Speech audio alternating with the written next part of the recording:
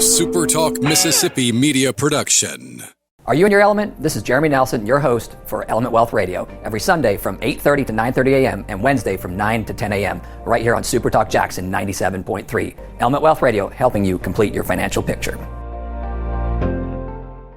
You're listening to Sports Talk Mississippi On Demand, presented by Pearl River Resort. Escape to Choctaw, Mississippi and enjoy world-class gaming, the Dancing Rabbit Golf Club, and Geyser Falls Water Park. Escape to Pearl River Resort. Sports Talk Mississippi is on the air. Sports Talk Mississippi is powered by C-Spire. Power your home or business with C-Spire Fiber. To learn more, visit supertalk.fm/C-Spire. C-Spire Fiber powers SuperTalk Mississippi.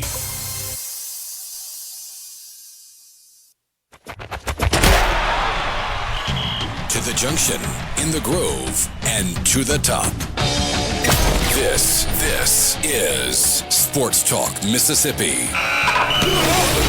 On your radio and in the game, right here on Super Talk Mississippi.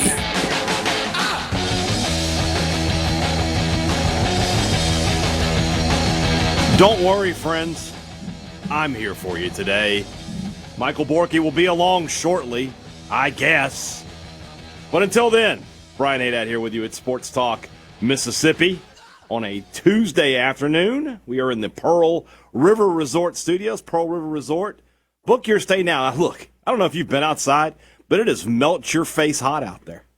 All right? If you're wearing pants, you made a bad decision today. Shorts or nothing at this point. I'm wearing pants. I made a bad decision. I'll be the first one to admit it. Maybe a trip to Geyser Falls where I can just sit under cold water. I got that one of those that thing that dumps the bucket on you. Maybe I just need to do that all day on Saturday. Maybe that's the only way to avoid this heat. But great food, great live entertainment, a lot of other great stuff going on at Pearl River Resort. Book your stay right now, pearlriverresort.com. C-Spire text line open to you, 601-879-4395. With C-Spire, it's easier than ever to get all the devices you want in one move. With the Ultimate Connect bundle, right now, new and current customers can get a free phone, watch, and tablet, plus 100 gigs of data for just $90. That includes the new iPhone 17 or the Samsung Galaxy S26 for free, and a free smartwatch and tablet to go with it. So don't wait. There's more to see. Visit cspire.com or stop by your local C-Spire store today. C-Spire, inspired by you. I expect this is going to be, I wonder if this is going to be one of those things like from Anchorman, where Borkey just walks in, I'm here, we can do the show. Oh, no, Borkey, the Hadad already started the show. What? He did my show. I don't know if that's going to be the case or not. We were talking earlier this week, or it started last week, really, with some of the issues we had with the voting at SEC Media Days. Friends, and I want to point out, at SEC Media Days, one vote to win the SEC championship for Kentucky. Kentucky. And it was from friend of the show, Bruce Marshall, one of the smartest gamblers that I know, a man who makes a living making picks. He tried to defend it. It's indefensible. That's fine, regardless of that. We got one today. ACC Media Days. Now, as you might can guess, Miami, the overwhelming favorite to win the ACC. And I mean overwhelming. 165 first-place votes out of 75, 18, 20, 21. And it looks like 188. So just, as you would imagine, SMU, six first-place votes. Louisville, Ole Miss's opening opponent, 4 first-place votes. Clemson, 7 first-place votes. That feels like it's a lot of sentiment happening there. Georgia Tech, they're 5th, 2 first-place votes. You get no other first-place votes until you get to dead last. Stanford picked dead last in the ACC, but somebody voted for them to win the conference. Guys, this is me talking now, all right? I'm not the most serious journalist in the world. I like to have a good time. I like to have fun. It's sports, it's entertainment. We're not curing cancer here. We're not saving the world. But let's have like a modicum of decency, shall we? Just a little bit of common sense. Let's act like we want to do our jobs in a way that informs our listeners, our readers, our viewers. What are you doing? Whoever this person is should be ostracized. They should be cast out into the street. into the cold world and endure. How do you vote the team that gets picked dead last? Give them a first place vote. Like Kentucky, say what you want. I think they were what, like 13th or 12th or whatever? Fine. Whatever. I got fine. This is the worst team in the conference. Imagine if Arkansas had gotten a first place vote. I just don't understand sometimes. I don't get it. It's hot and so-so. Buddy, it's hot anywhere. From South Haven to Biloxi, from Vicksburg to Meridian. Here in the state of Mississippi, it's hot. Like, I could probably put a steak out on the grill right now, just walk away for a few hours and slow cook that thing. Be a perfect medium rare by the time I got home. Really bad. Do they remove voting privileges when people make silly votes? No. No, they don't. There's been somebody, he didn't do it this year, and that makes me wonder if he just didn't show up or whatever, but there was somebody who voted Vanderbilt first every year in the SEC.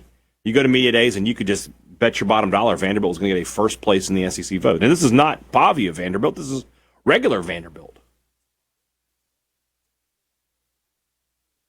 It is hot. 102. Goodness gracious. Is it time for us to put Dabo out to pasture to graze? Well, who's us? I'm not a Clemson fan. Let Dabo sit over there and be mediocre for as long as he can. Maybe Mississippi State and Ole Miss can get him on the schedule. I got no problem with Dabo staying at Clemson and running that program into the dirt. What do I care? It's irrelevant to me.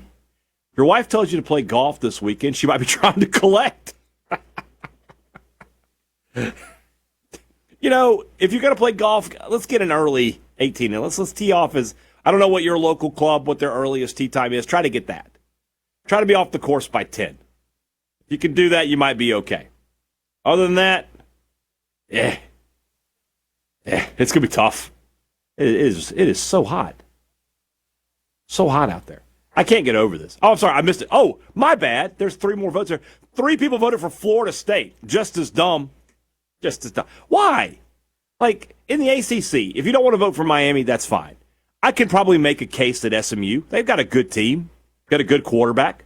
Louisville, good team, good quarterback. Clemson, say what you want. Dabo Swinney's won 2 national titles. Maybe he figures it out. Georgia Tech was really good last year. I think Brent Key's an outstanding coach. Florida State? What? No. Stanford? Dead last. Let's just have just a little bit of common sense. Let's have like a little bit of respect for ourselves. Because that's what I take this as. If you are a person that goes to media days, if you are entrusted with a vote from the conference, say pick our champion, and you make a joke of it, you're making a joke of yourself, in my opinion. What you're saying is people shouldn't take me seriously. And again, I'm not telling you that I want to be, like Grantland Rice over here or anything like that, but I would like for people to at least believe that, hey, this guy has some idea what he's talking about. He's not a complete idiot. A semi-idiot, I'm willing to live with that. I'm willing to take that smoke. But a complete idiot, no. So just have a little bit of, have some respect for yourself. Show some common decency. No reason for that. Anybody that votes like that eats coleslaw with an open mouth. I like that. Hot in Tennessee, too. Well, first off, we appreciate you listening in Tennessee. That's awesome. I do pest control for a living and spent the morning in an attic with the respirator on. Needless to say, my cookies are baked. Just put a tray of cookies outside right now. I'm telling you, come back about 4 o'clock. Those things will have crispy edges. They'll be good and baked. Completely done. Somebody's out there cutting corn today. It's 104. Good Lord. It's hot. The only thing hotter than the weather outside are the sports takes in here. At least when Borkey shows up. You guys know that I'm not much for the hot takery. We do have a good show lined up here for you today. In just about 5-6 minutes, we're going to start up our series again on some local Jackson restaurants brought to you by our friends over at Visit Jackson. This is a restaurant I've been excited to talk about and interested. I haven't been to it. I don't know how Brian Hadad, haven't been to this restaurant, but I need to go check it out. So we're going to talk in just a few minutes with Scott Jackson from the Pig and Pint there in the Fondren area. That's a great restaurant. Everybody's told me it's awesome. I need to go check it out for myself. We got a really good top 5 today. We've got 100 teams in 100 days. Big Ten media days going on. Ohio State, Notre Dame, they've set the market now for jersey patches. Their deals are done. Big money deals. Ole Miss, the rumor mill is very strong that they're about to make an announcement regarding a jersey patch. So we'll talk a little bit about that. And for Mississippi State, doesn't seem to be a huge priority for whatever reason. Has not, for what I don't know the answer to this question, but State doesn't seem to be any closer today than they are when the decision was made to allow this kind of stuff. Feels like a pretty solid revenue source that you could have coming in. So I don't know what's going on there with Mississippi State, but we're going to talk about that when we can. Oh, here we go. Somebody's out on the tractor. What's the temperature though? That's the question. I can't read that.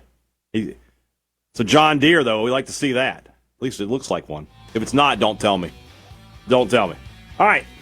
So like I said, when we come back, Restaurant Talk Mississippi, Chef Talk Mississippi in full effect. We'll be talking with Scott Jackson from the Pig and Pint, one of the best barbecue restaurants in the state of Mississippi. A very unique barbecue restaurant in many ways as well. So we'll do that when we come back. Sports Talk Mississippi, we are just getting started with you here on a Tuesday afternoon. I'm Brian Hadad. Will Michael Borkey be here when we get back? Who knows? Who knows? Good thing is, if he doesn't, I got you. Back in just a minute.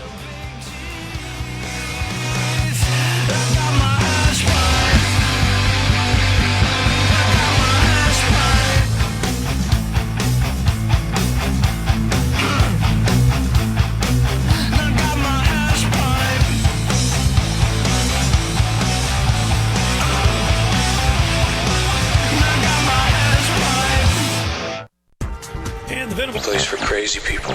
If it's sports in Mississippi, you'll hear about it here. Sports Talk Mississippi on SuperTalk Mississippi.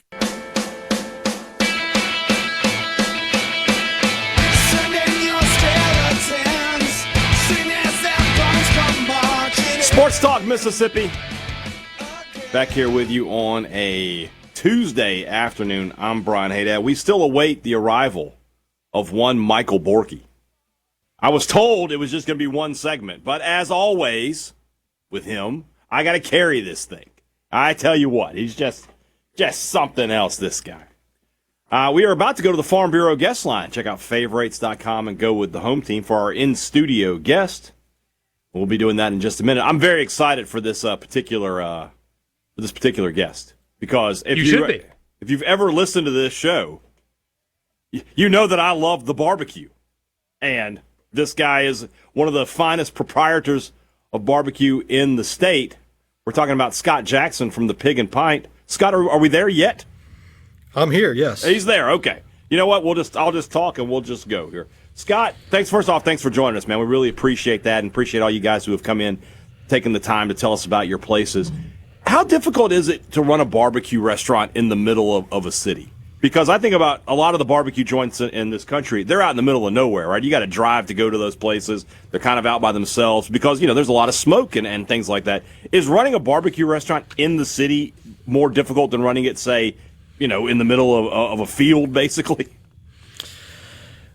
Well, I'll be honest with you. I'm shocked anybody ever comes because every man thinks that his barbecue that he does in his backyard is the best ever. So I'm just delighted that we got any business. But no, I think it actually helps us to have all the traffic that we have. I mean, we're sitting at the crossroads of the South, the crossroads of I-55 and I-20, and we benefit from that. So I don't think it's a detriment to be in the city.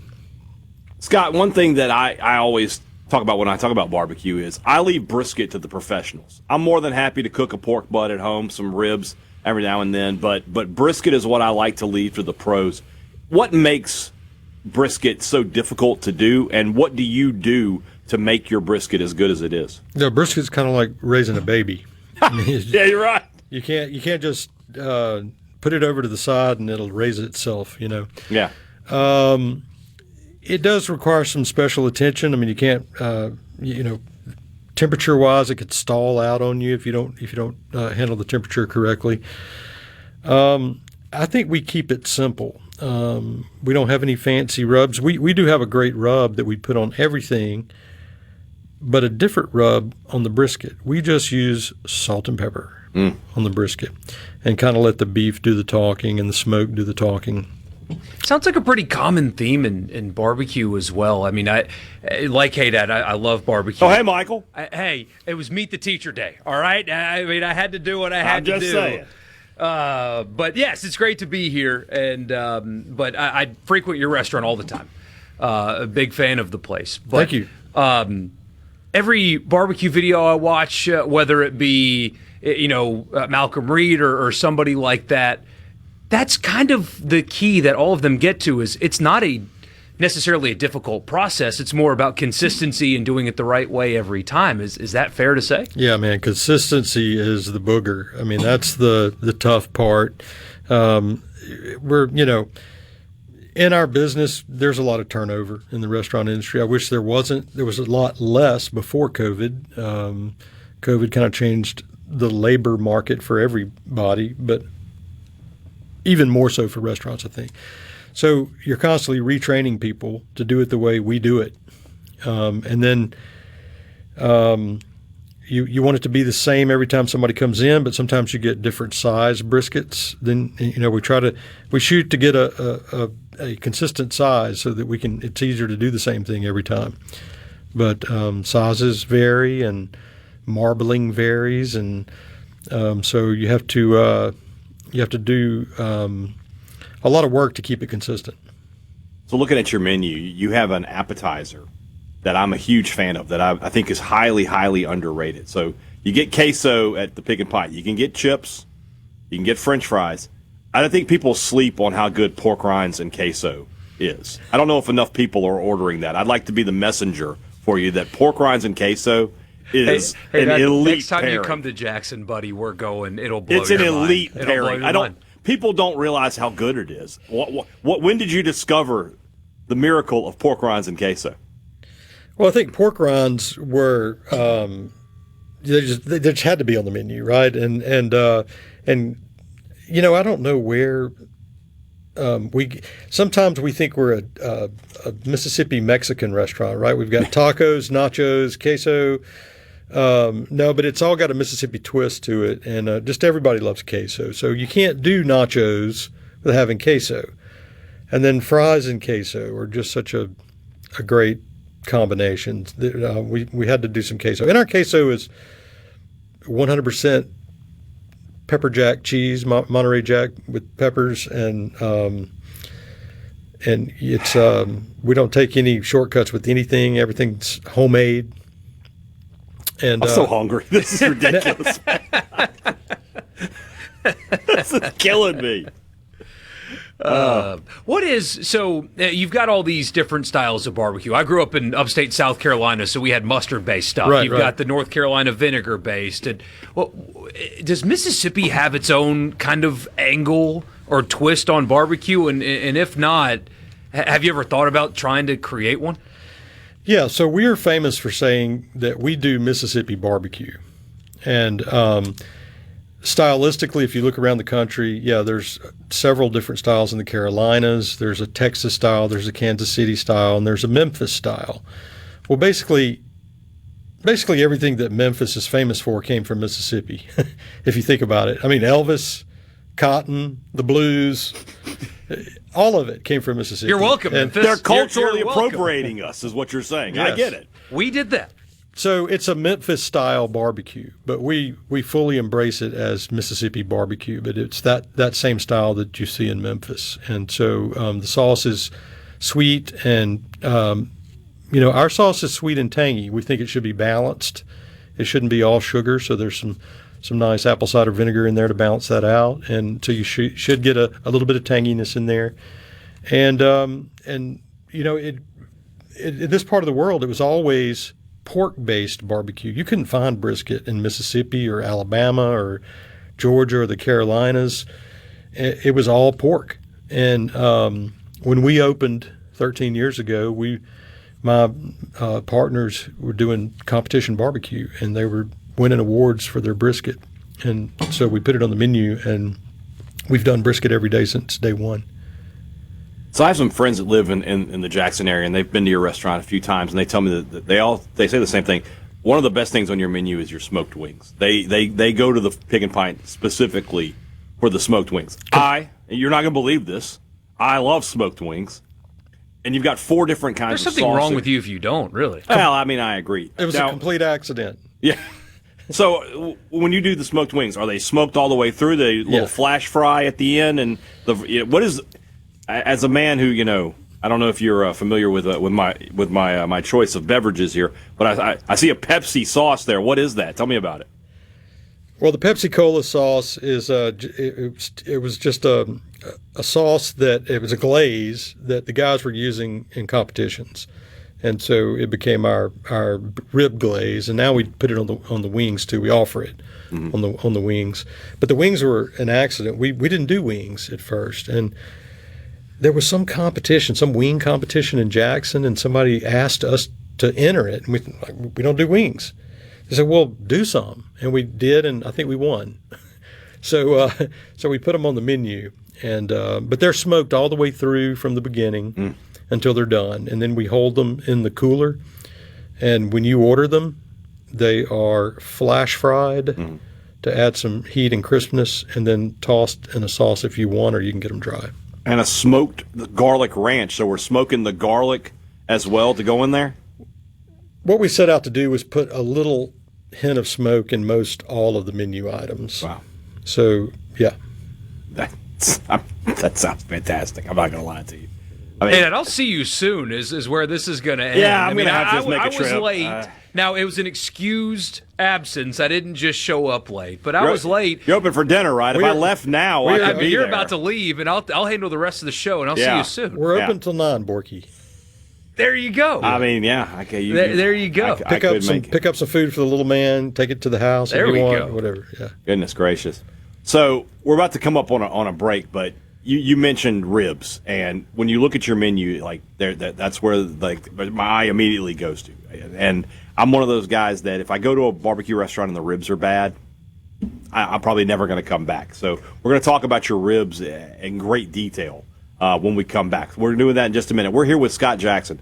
He is the owner, the proprietor, the pit. Are you the pit master? I am not the pit master. All right, no. we won't give you that title then. But could you be if you needed to? Could you step in at a pinch? Oh, I mean, I do it. Yeah, there we go. But I'm not the authority. I'm not the super talent. You're the Sioux pit master. Yeah, something like that. There we go. That's what Hadad is on this show. He's the Sioux. Something like that. So we're talking barbecue here on Sports Talk Mississippi, and we'll talk more about it when we come back. Sports Talk Mississippi, just getting started on a Tuesday.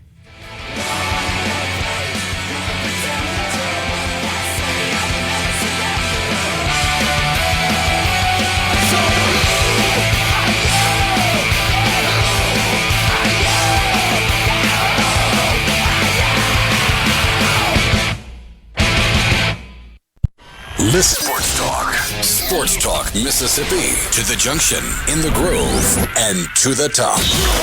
Sports Talk Mississippi on SuperTalk Mississippi.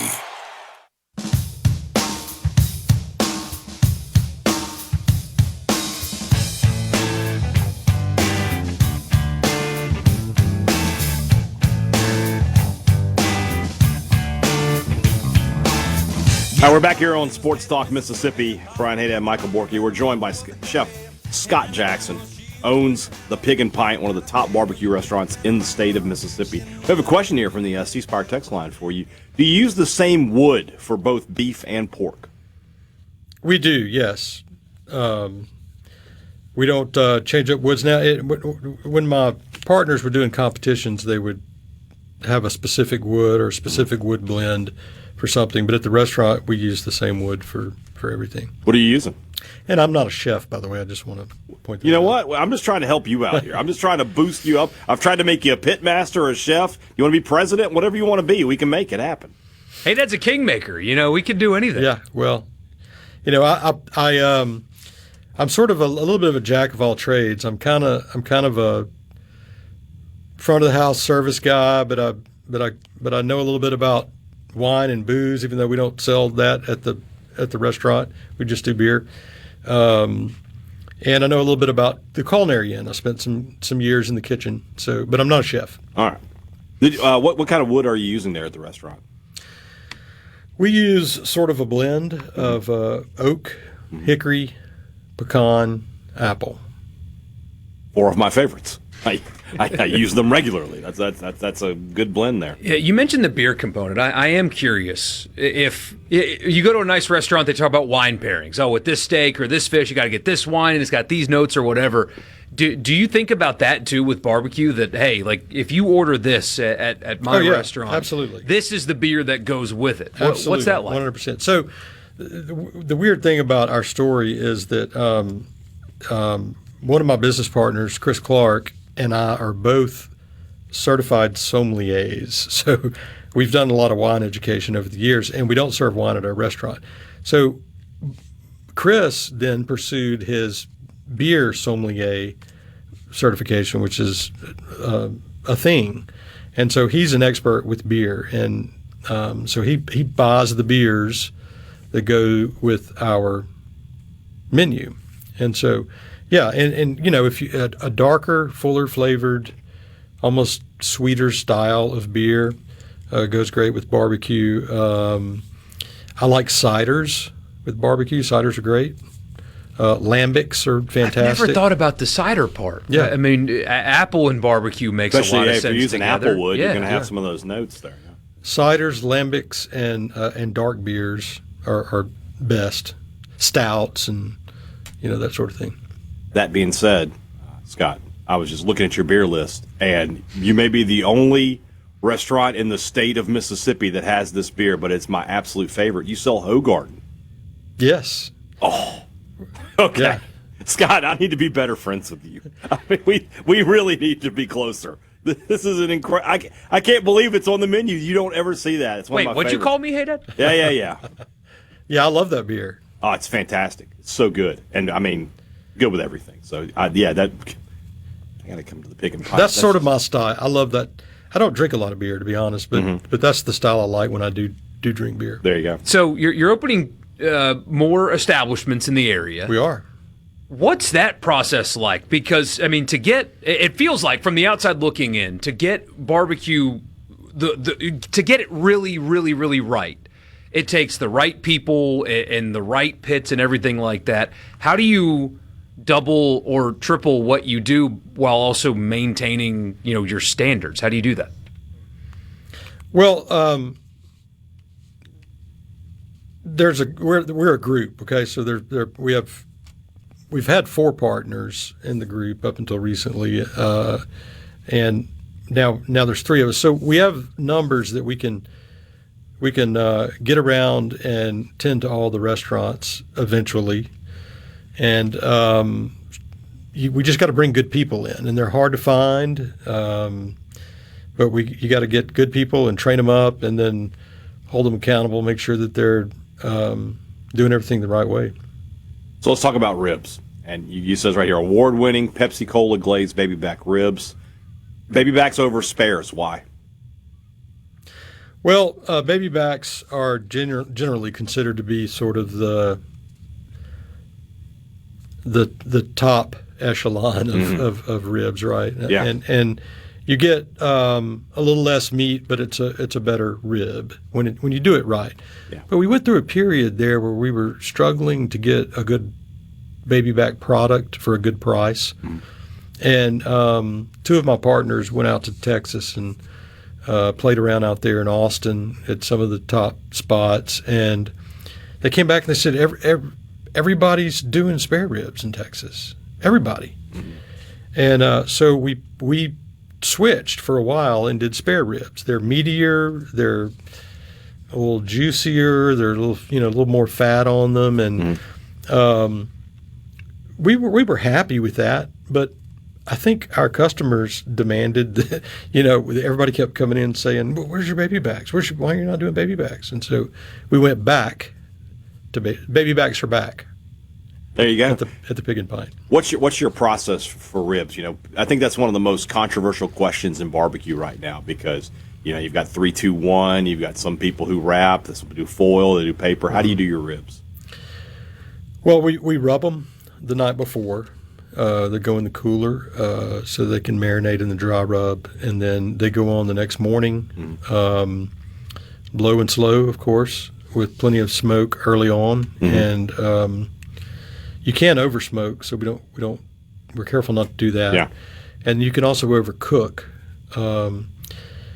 You hear people say all the time, "Oh, they're falling off the bone." I was going to ask you about this. And really, in the rib world, if it's fallen off the bone, it's overcooked. We consider it to be overcooked. So there should be a little bit of toothiness there. You should have to kind of slightly pull it away from the bone with your teeth a little bit, and then it's perfect.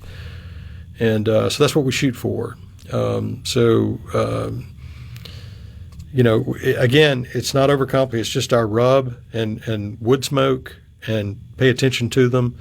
We do wrap them at the end, and then they sit wrapped until we serve them. On an average week, how many slabs of ribs are we talking about? Oh, man, I wasn't prepared for that question. It depends on the time of the year. We sell in a week hundreds and hundreds of racks of ribs.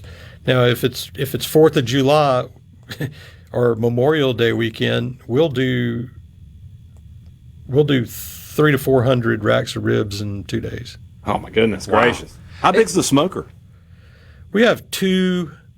I was going to give you a model, but you don't know what that's all about. I don't. I know what I'm about, son. We have two rotisserie smokers. Oh. That we can fill up, and I don't know. We can cook like 12 briskets on each one at a time. But we'll put pork butts on with the brisket, so we're cooking them together a lot of times, or we'll put ribs and pork butts together. You just got to watch and take them off at the right time. But these interviews, man. and we've got a third smoker that's not a rotisserie that we use for maybe smoking wings on it or something like that. Okay. You guys experimenting with anything new? I mean, barbecue's pretty straightforward. I mean, people go to a barbecue place, there's things on the menu that they expect to be there, but is there anything kind of out of left field maybe that you're looking into, researching? Well, we've always had a chef-driven menu. I mean, it's we have a core barbecue part of the menu, but then we have some items that are unique to barbecue that you don't see in other barbecue joints, like our pork belly corn dogs, or we make our own bologna. We have a fried bologna sandwich. We make that out of 100% pork shoulder, not any pieces and parts, as they say. So we have some unique items, and we're always looking to see what we can do next. And there's some things on the radar that maybe I shouldn't talk about right now. Well, we'll let it be a surprises. surprise. Yeah. Barbecue is, we only got about a minute left, but barbecue is a lot of times the sides are so important. What are your favorite sides that you guys sell? Well, we sell. You have a lot of sides. We sell a lot of mac and cheese, a lot of French fries, a lot of potato salad, a lot of baked beans, and a lot of collard greens. I like that you can just get bread pudding as a side too. You can. Just go ahead and just what the heck? I'm going to have some dessert with my ribs. I mean, this is America, right? That's what we do here. That's maybe the most American thing I've ever heard. We just go ahead and get dessert right now, and then I can get another dessert at the end of the meal. Happens all the time. And I haven't even been there yet. So you will be seeing me soon, Scott. Don't you worry about that, though. Come on down. We're going to do that. So, Scott, really fun. Always great to talk barbecue, and appreciate you coming in today and having a word with us. We will definitely, like you said, be seeing you very soon at the Pig and Pint. My pleasure. Thank you, guys. Scott Jackson, owner of the Pig and Pint in the city of Jackson, one of the top barbecue restaurants in this state. Glad he was able to join us. Now I have to do 2 more hours of radio, starving. I'm very hungry. And I cook dinner. It's not even going to be ready when I get home. I'm the cook in the house. Now, no, you're not hungry. You're hangry, and the takes are going to follow. Hey, Dad. Why don't we talk about how great Ole Miss is going to be when we come back? That'll make me real happy. Picked to finish third in the SEC this year. Yeah.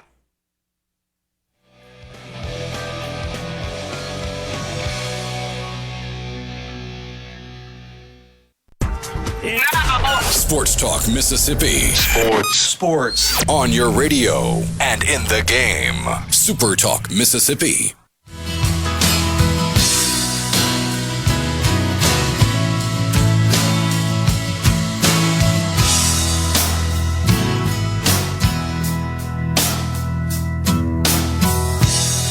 Sports Talk Mississippi back here with you on a... We need to bring Food Friday back.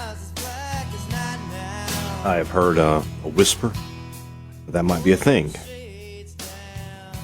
Hey, we'll see. No, we need to cancel that. Silence the whispers because, most of the Fridays, I have to leave the show early to go call football games, and that will be when it's happening, and I won't get to participate because I'll have to abandon you to do the other work that I do for Super Talk. And I think after the second week of you saying I'm doing Dino Nuggies and French fries, we would.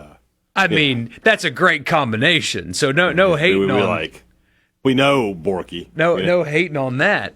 No, that angers me now. Whatever it was being whispered, I got to go shut that down. That's not fair. No.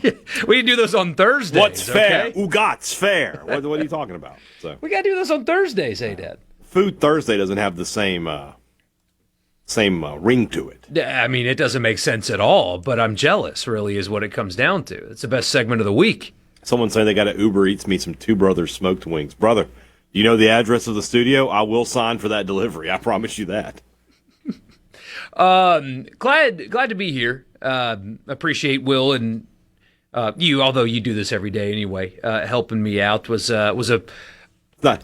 Hey, Dad, are you ready for this? Helping you out. It's like somebody who says I'm babysitting my kids. It's my job. I didn't help you. This is my job. Well, Will helped me. Yeah. Because he's always willing to do that. You can thank him. Yeah. But hey, Dad, this. I mean. Somebody just texted I'm distraught. me. Somebody just texted me after that bumper music. Pat Green. Pat it will Green. never die. Will never die. Oh, man. So what did you talk about in the opening segment, by the way? I talked about whatever this idiot was in the ACC media days that voted for Stanford to win the conference. Have some respect, sir. I am of the opinion yourself. That when somebody does a unserious vote in the poll, you should really consider not allowing it, maybe not pulling their credentials, because that's kind of, but you need to kind of audit stuff like this. Like if there's a guy that puts every Missouri player available first team all SEC, don't let him vote next year. I always feel self-conscious about that. Like when I'm voting for Mississippi State, like I voted for Zachary Tillman third team. But that's fine. But my thought process was he's going to be a starting linebacker in a defense that I know piles up tackles for linebackers, right? I saw Buki Watson and Jet Johnson. And so I think he's going to have a big year. That's my thought process. It's not, he plays for Mississippi State. I got to get as many Bulldogs on here as I can. It's not like that. But if you're thinking like that, you obviously clear already. Like that's not a problem. But there's people out there that just, Oklahoma, first team for all of the players. And we need to kind of audit that a little bit. I agree. The Stanford guy, he needs to be looked into to make sure he can't vote again. I mean, what are we doing here? Did you see the voice of the Arkansas Razorbacks? He works for the team. He's the voice of the Razorbacks. His quote is not in and of itself bad, but he was upset that they were picked to finish last in the SEC because he said, why does anybody think Kentucky and Mississippi State have better teams than Arkansas? It's like, maybe quarterback play and overall roster, and they didn't go 2-10 last season. Probably one of those things. Yeah. But I feel bad. Think about the place that you are in as a fan base to where I don't understand why we were picked to finish last in the league. We should have at least been second to last. Mm-hmm. That's a horrible place to be. Could you imagine being upset because instead of being picked to finish second to last, you were picked to finish last? I mean, that's not even purgatory. That's just hell. Like we had a discussion the other day, like State's picked to finish second to last, and I'm like, they should be higher than that, right? And the difference between 15th and 11th is a bowl game or not. That's a real tangible gap. Yes. Right? It's not 15th to 16th. There's no gap. There's nothing. Right? Arkansas was 2-10. and last year South Carolina finished 15th. They were 1-7. That's the difference. Yeah. And neither one of them went to a bowl game last year. So I don't know. I think Ryan Silver. I truly believe this. I'm not pandering. I believe this. I think Ryan Silverfield would trade his roster for Jeff Lebby's right now if he could. Oh, yeah, I think he absolutely would. Absolutely would. Without even thinking about it, he would. Oh, yeah, I get... It'd just be better at the quarterback position if nothing else. I get upside at quarterback. I get elite defensive back. I get good running back room, good wide receiver room. I'll take my issues on the offensive line because guess what Arkansas is going to have? Yeah. The same thing. So I did feel bad for the guy, though. I was like, that's the worst place to be. Being mad about being picked to finish 16th instead of 15th. That's tough. That's tough. Hour 1 in the book, Sports Talk Mississippi. You've got jersey patch deals popping up everywhere. I mean, there's some rumors that there's going to be an announcement soon from here in the state of Mississippi, but just be glad that Brett Yormark is not the commissioner of your favorite school, because we'll tell you about that when we come back. Sports Talk Mississippi. After the news, we got that. We got a team to get to on the countdown as well. Busy show coming your way. We'll be back.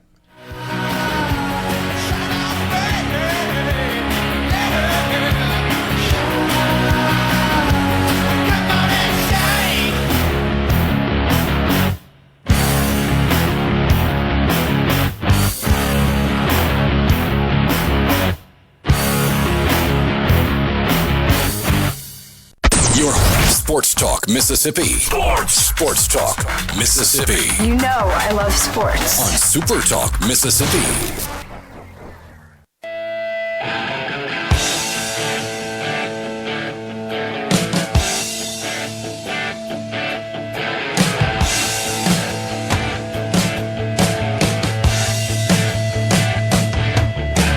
Sports Talk Mississippi back here with you on a Tuesday afternoon. Brian Hadad, Michael Borkey here in the Pearl River Resort Studio. C-Spire text line open to you, 601-879-4395. As I was talking about earlier in the show when Borkey wasn't here, but I'm sure he's aware of it, even though he's wearing long sleeves. It's hot. It's real hot outside. I just like these lightweight quarter zips that look good and Maybe feel you're just good the for devil. any season. Maybe you're just the devil. It also gets cold in here. I go with my idea. I think you're just the devil, and the heat doesn't bother you. Maybe you're a Targaryen. I don't know. What I'm saying, though, is this weekend, when you got to mow the grass, you want to get in, get out, get done. Yep. The best way to do that is with a John Deere mower from our friends over at Ag Up. Don't waste your time, all right? Don't be out there trying to pull that cord and, it doesn't want to, it's got caught in the grass. I got it started all it did. I'll do it.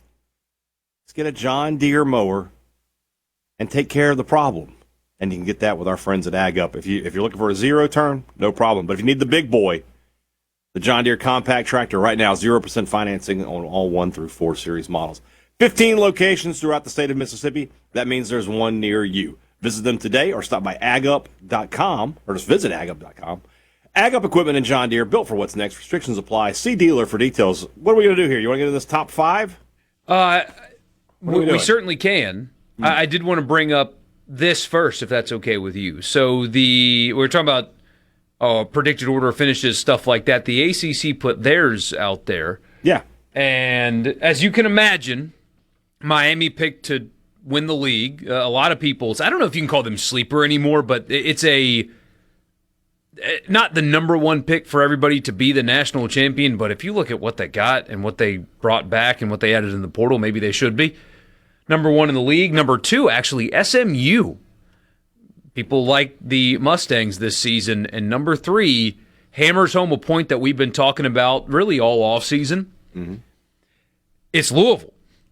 And everybody at media days, I don't know how many interviews you did, Hadad, or how many people brought up the Ole Miss LSU game, but every interview we did at media days, well, Ole Miss going to be 0-2, LSU or 2-0, LSU going to be 2-0 going into that game. I want to meet the people who said Ole Miss was going to be 0-2. I need to talk to them.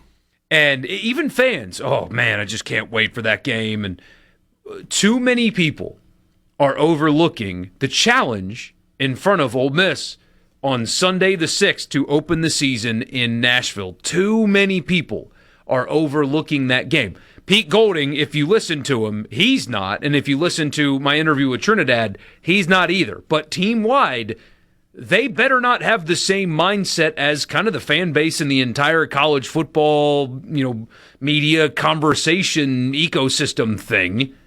Because, like we've said 100 times, if Ole Miss does not play well in that game, they will lose. Louisville is good on the line. They'll be good on the lines of scrimmage. They have a quality running back. Their quarterback is a transfer from Ohio State that, look, he didn't play last year because of Julian Sayin, but he is a very talented, high-profile prospect. Jeff Brom's a good coach. They're really consistent. If Ole Miss ain't ready to play, they ain't winning that game. Simple as that.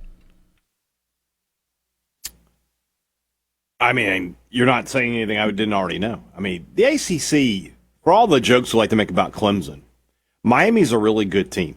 SMU has been a playoff team. And Kevin Jennings is an outstanding college quarterback. Georgia Tech is a tough-nosed football team that nobody wants to play.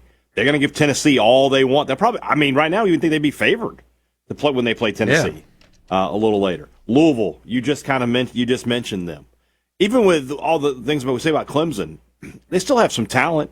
And Dabo Swinney has won 2 national titles. He's not a bad coach. He's just a stubborn coach. 2 years ago, they were in the playoff. So if Dabo Swinney today, if at the end of the season he was like, guys, as much as I don't like it, y'all are right, and I have to change, and we're gonna get this thing going in the portal, he'd be back to winning national titles, I think, or at least competing for him. Yeah, because he's a good coach. So the ACC is an underrated football conference. Yeah, they don't have the depth, obviously, right? At the bottom of the conference, you got a bunch of terrible teams, but the top 5 or 6 teams in the ACC, they can play with anybody. Yeah, Clemson at 4, as you mentioned, Georgia Tech 5, Virginia 6, NC State 7, James Franklin's Virginia Tech Hokies at 8, Pitt 9, Duke 10, and the fall off of this program needs to be studied. Florida State picked preseason number 11 in the ACC.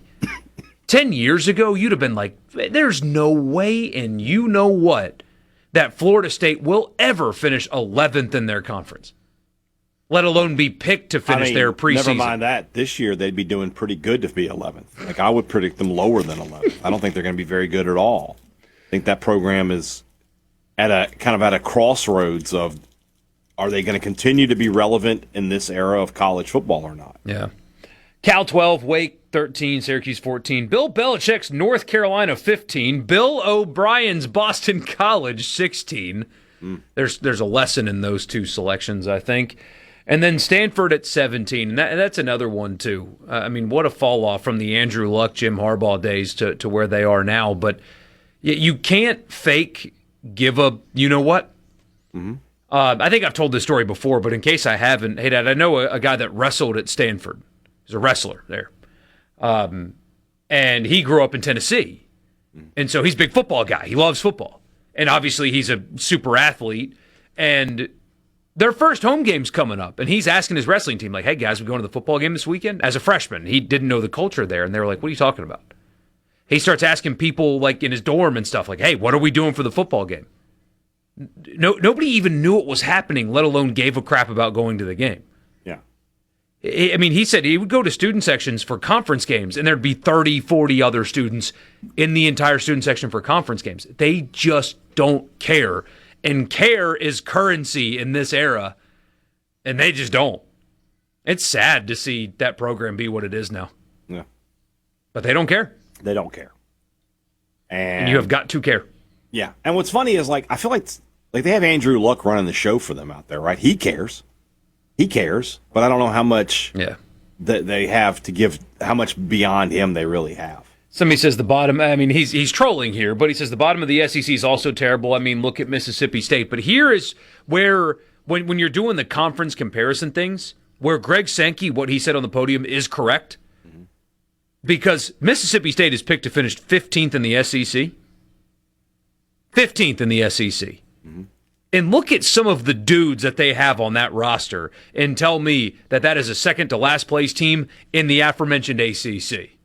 Oh, no. Or even the Big Ten. The Big Ten at the very bottom doesn't have what Mississippi State has on their roster. They just don't. And neither does the Big 12. State would be now, we've talked about Minnesota. That's going to be a close game, I think. But State would be a prohibitive favorite over Purdue. We'll put it that way. Yes, or Over Northwestern, Rutgers. Yeah, I agree. Even UCLA's current I think they'd be state, a pretty big favorite over Minnesota, except for the fact that the preseason defensive player of the year is a defensive end for Minnesota, and that State's weakness is on the offensive line. So that one guy could. They are a touchdown and a half favorite, though. Let me say it. Well, that one guy could change the calculus of that particular game. The calculus could be changed. I never even took calculus. I don't know anything about it. I think I heard that, and I liked it, and then I couldn't stop liking it. Yeah, you really like it. I've already gone past. I'm already past it though. Yeah, well, I saw a chance to say it, and I was like, I got to throw it in there. I'm over it, but no. Somebody says Florida State will be brought back to life by Brian Hartline within the next 3 years if he wins at USF like I expect him to. Here's the problem. It's not going to be. It's not going to be 3 years from now. It's going to be. It has to be. Either Norvell and Levy are in the same place, right? Florida State fans and Mississippi State fans, you have your season's going to have two outcomes. Either your current coach gets it right and improves and can move forward, or you have a new coach. Those are your two options. I don't think there's any other way. Oh, here's a question for you. Will Florida State be the best job available in this upcoming coaching carousel season? You should never say never, because you never know. You never know what's going to open up. But we live in a world. What if Texas goes 9-3 and doesn't make the playoff? That job's going to open up. There was talk about that. Remember in the middle of the Alabama, season last season? I talked to a couple different Alabama people at media days, and they were like, "This team's going to struggle running the football." Well, what if they do and they're 9-3? They missed the playoff for the second time in 3 years. Or what if they're 8-4? I mean, Hadad, you can talk yourself into them. I mean, they're not going to lose all these games, but you can talk yourself into them losing at Kentucky. What if Oklahoma? Venables has been up, down every year. What if he gets back down this year? That could happen. What if Lincoln Riley decides this isn't working for me? I got to get out of this. I didn't sign up to play Ohio State, Michigan, and I didn't recognize Indiana was going to become a power. And he decides to leave USC. You just don't ever know. It's really tough in July to say what the best job is going to be. That being said, if Florida State does open up, if they're willing to commit to the right coach, they can be right back to winning again. Yeah. No question. Sports Talk Mississippi, a top five that it's difficult-ish because there are games on both State and Ole Miss's schedule that everybody's talking about. For Ole Miss, LSU, right? I mean, that's the game. But what are 5 games that fans aren't paying attention to at all that are interesting or that they need to? We will do that when we come back.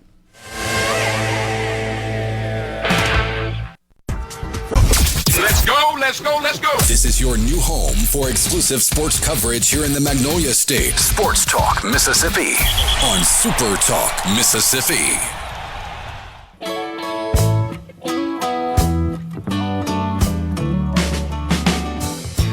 Johnny was a schoolboy when he heard his first Beatles song. Love me do, I think it was, and from there it didn't take him. Welcome back, Borkey and Hadad, Sports Talk Mississippi. Hadad, this is a feel-good story for you.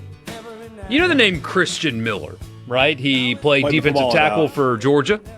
Georgia? Yes, he did. Okay. Wasn't there a Christian Miller in Alabama? There may have been. But that's our guy at the, at the Delta Soul. It's his son. Our friend Corey, I can't remember his last name. He comes on with us all the time. Anyway, go ahead with Christian Miller from Georgia. Christian Miller played defensive tackle at Georgia. He's now a Saint, remember. He was the Saints' second-round pick. Okay. And so he is a rookie. And a lady named Leslie posted on Facebook, and she ended up taking a picture with him afterwards. She was at a local grocery store, and she walked up to the line next to Christian Miller. She had no idea who he was, and he had one thing. She had a cart full, and the cashier says, "Whoever's next," and she goes, "Oh, he's got one item. Let him go ahead of me." And so he goes, and he pays for his one item, and then he tells the cashier, get her all her stuff, too, for letting me go in front.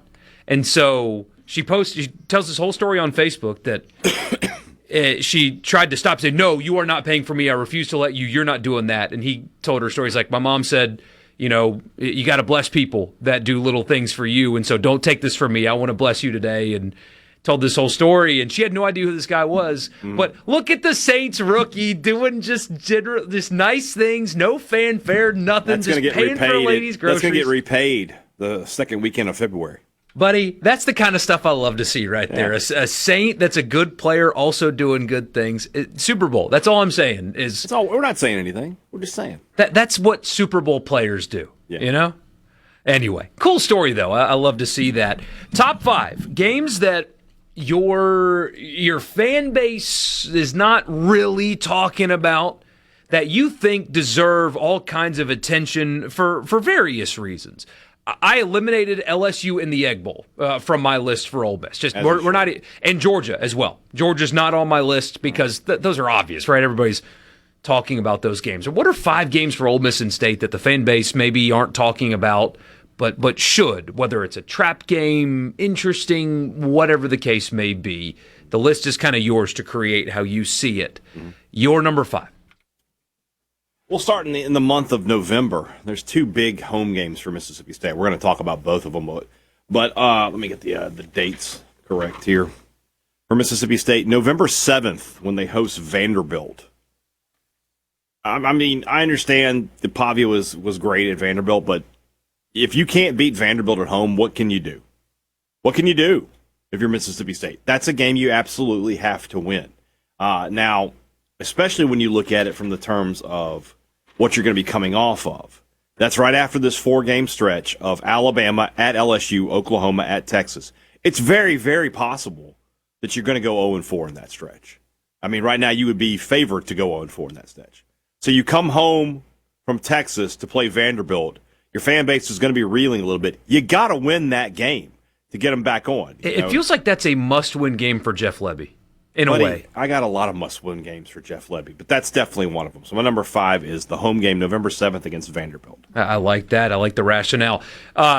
Copy and paste what I said to start the hour about Louisville and just place it here.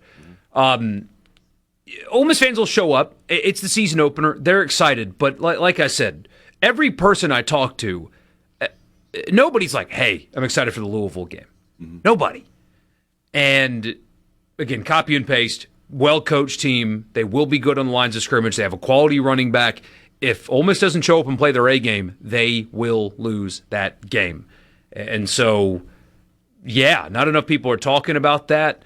There's a lot of tickets still available, more so on the Louisville side than the Ole Miss side, but it's not getting the attention that I think it deserves right now, and maybe as we get closer that shifts, but man, I'm telling you, good team, and if they don't show up, they'll lose.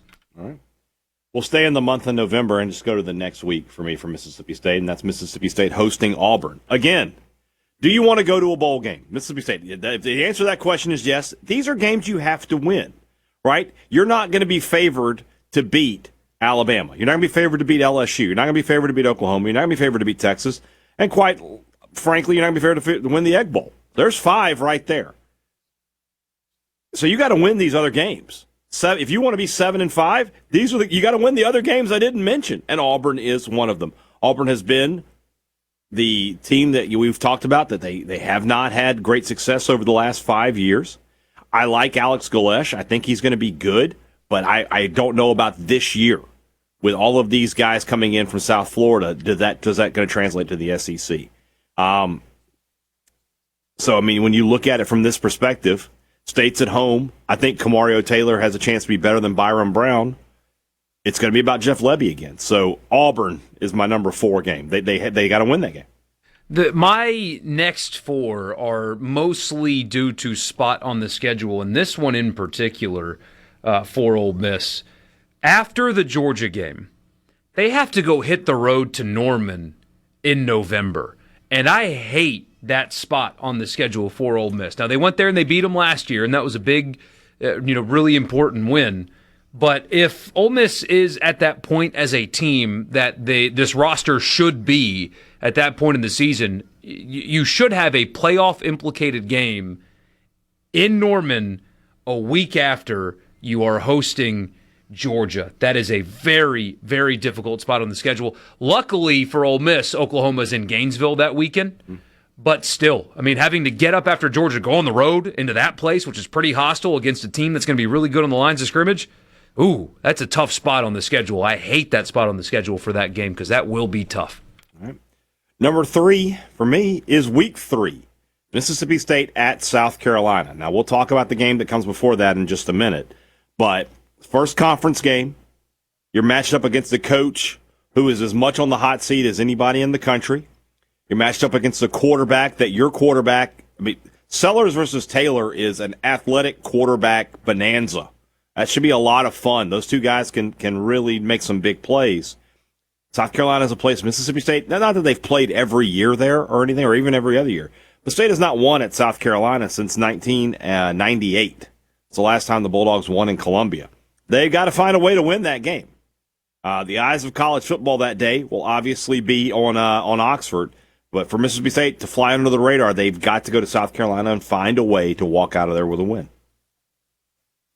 I like that one a lot. Yeah, that's a huge game, especially, as you said, if they can get past Minnesota, that game becomes huge for a totally different reason. Mm-hmm. If they lose to Minnesota, that game is huge for the exact opposite reason. Yeah. Number 3, for 2 reasons, Missouri. Another weird spot on the schedule, sandwiched in between road games at Vanderbilt and then Texas. Missouri, a good team in and of themselves, talented, well-coached. And then it is the return of Austin Simmons and Caden Lee. So you've got all that mixed into one, and I think that'll be weird, but not bad weird, just kind of a weird day, seeing the guy that you spent all last offseason talking about as, hey, he's waited his turn, now he's the face of the program, and then he gets hurt in the second game, really never to be seen from again, and he's back on your field wearing a different uniform a week before you have to go to Austin and play Texas. And so all of that combined makes it a really interesting game and a super compelling game that, you know, when you look ahead to the schedule, nobody's really like, oh, I can't wait for the Missouri weekend. But I think that one's going to have a lot of storylines and has a chance to be a really quality game.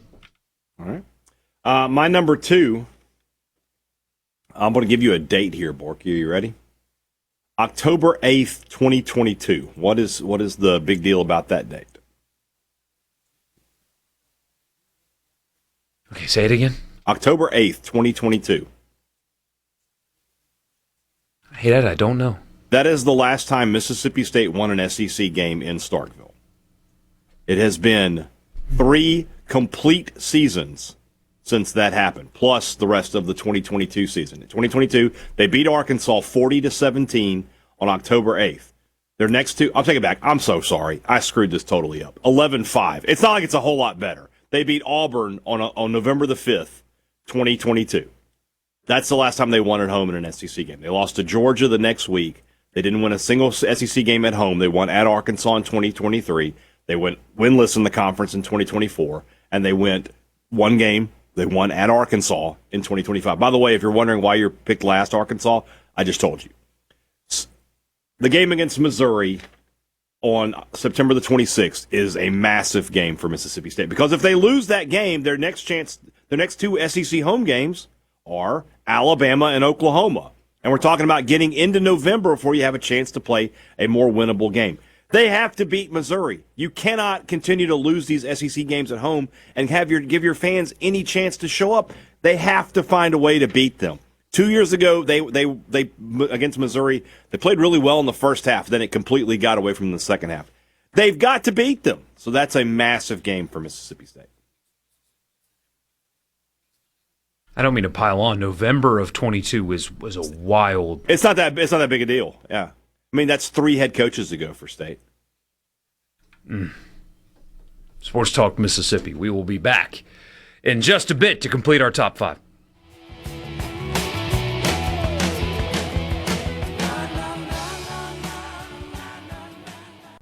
Listen, This is Sports Talk Mississippi, right here on SuperTalk.fm, the SuperTalk Mississippi app, and always live on your local SuperTalk Mississippi radio station.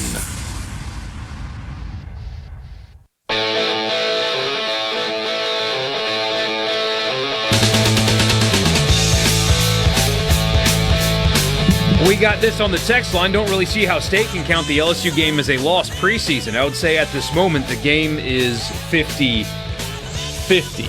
State's 2-18 in their last 20 trips to Tiger Stadium.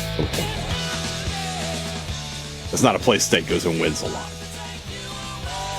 We got to walk before we can run here when it comes to this conversation. Now, if they beat Minnesota and South Carolina, then it changes the calculus.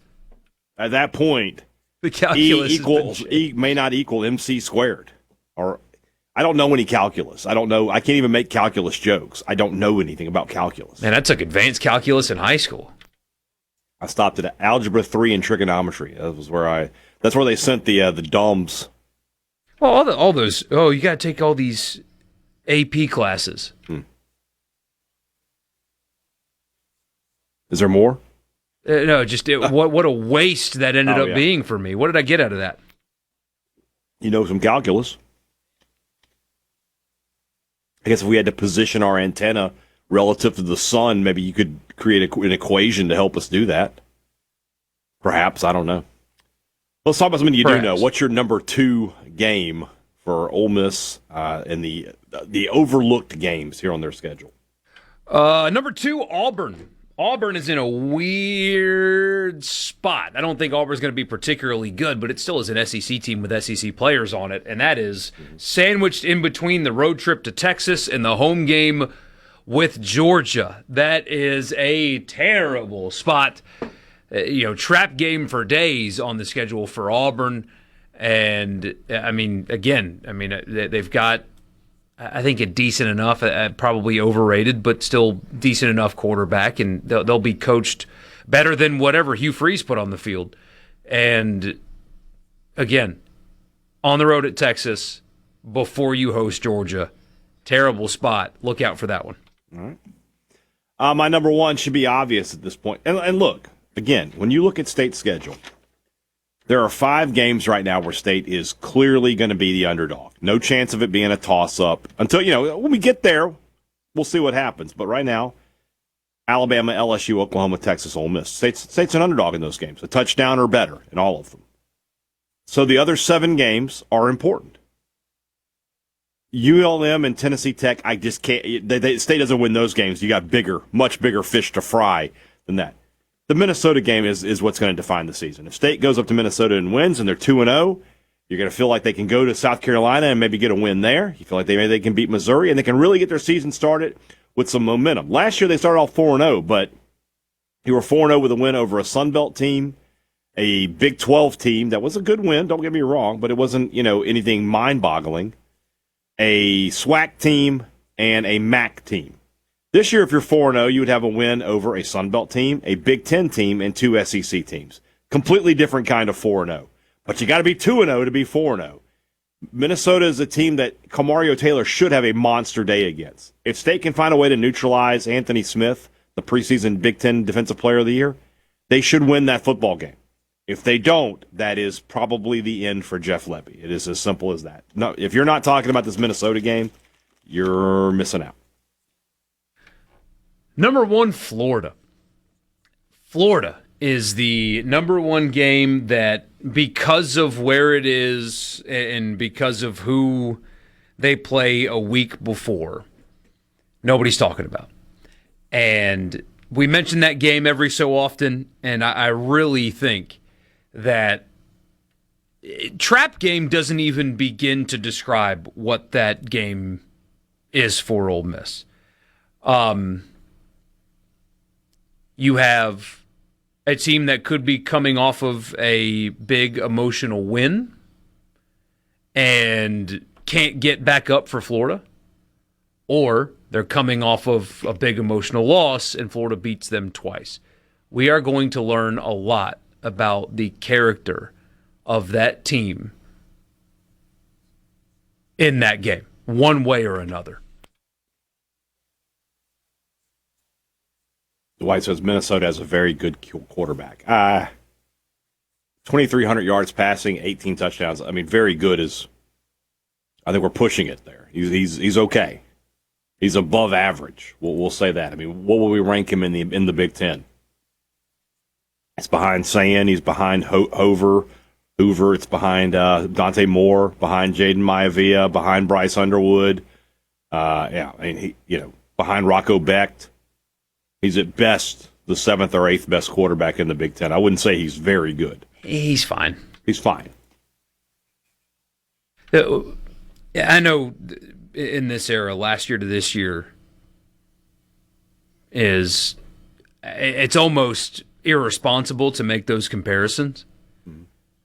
Minnesota beat up on a lot of bad teams last year, and every decent team they played, they got smoked by them. Yeah. Smoked. And then, from the other side of that is that State played against some decent teams and didn't get smoked, but they found ways to lose those games. So it's such an interesting game. I feel like Mississippi State fans, some State fans who are just like, yeah, that's going to be a tough one. Got to go up there and find a way to win. There are some that are saying that they make it feel like it's just going to be a cakewalk. I just don't see how you can be 7-18 in the last 2 years and say that anything's going to be a cakewalk. There are no gimmies for Mississippi State. Yeah, I mean, as much as Tennessee Tech and ULM, but when you're playing a Power 4 team and you're Mississippi State right now, there's no gimmies. There's no gimmies for the Bulldogs this year. So they got to play their best game. If they play their best game, though, they'll win. I definitely believe that. Somebody says trap game term cannot be applied to an SEC game. Why not? Sure it can. It absolutely can. It's a game that, whether it be circumstances about opponents that you play a week before or a week after, or if you play Kentucky on the road between home games with Alabama and LSU, that is a trap game. Yeah. 100% of the time. Doesn't matter who you are. If you play South Carolina between Georgia and Texas, that is a trap game. Somebody says, biggest day in the history of Ole Miss football is September 20th, regardless of what happens the day before. Ole Miss has to... Biggest day in the history of the program? No. They have to... There's never been a team that has to invoke the 24-hour rule more than Ole Miss after the LSU game. Yeah. Win or lose. Win or lose. Whatever happened on September 19th, when you come to the meeting rooms, when you go to practice, it's never happened. We are on to... Literally get Pete Golding in there and tell him to do like Bill Belichick. We're on to Florida. It's got to be that way. Otherwise, any kind of hangover, be it you're still giddy from winning or you're still just crushed from losing, you will lose that game to Florida the next week. Florida was a trap game in 24. I don't know if Florida was a trap game in 24 because the next game was the Egg Bowl, and everybody knew State was going to lose that game. It can't be a trap game when win and you're still in the playoffs, losing you're not. That was just I feel like when I say stuff like this, people think it means that I think that he wasn't really good over 6 years at Ole Miss, and he was. That was head coach being stupid game. That wasn't a trap game. That was a vintage Lane Kiffin. Right when he gets very close to the top, he does something to himself that does not allow him to take that next step up. That defines his career. He has been... Kiffin is one of those coaches that wins one he shouldn't and lose. Freeze was the same way. Freeze would win one he shouldn't and lose one he shouldn't. He would, in the same season, beat Alabama and lose to Arkansas. Just the way that it went. So... That Ole Miss team handled Georgia, one of the best teams in the country, easily. Yeah. And lost to Kentucky and Florida. And played like crap in Baton Rouge in a game that they had no business losing either. LSU's a good enough team that you could say you can forgive that. It's tough to win in Baton Rouge. But Kentucky and Florida, Kentucky was at home. There's no excuse. No. But they did it. They did do it. Somebody with the jokes that they lose, they'll just sue for another year. No, they won't. No, they won't. You don't know that for a fact. You don't know that. Here's you the don't trump have any card. proof of that. Here's the trump card. I know quarterback's different. Did someone say trump card? Someone said my name? I think it's fine that he's playing. So I think it's fine. Will Whitson is an 8th-year senior. So stop. Come on, guys. Let's... If you have a player that's older than the player you're complaining about being old, conversation over. So I'm glad he's playing. He should be. He should get the years that he has. All good. And if the NCAA tried to stop him from getting this year, I would say he should get it because it is all well within everything. But you can't do Trinidad's old when you have an older player who has played more years in college than him. Trump card. Sports Talk Mississippi. We'll be back here in just a little bit.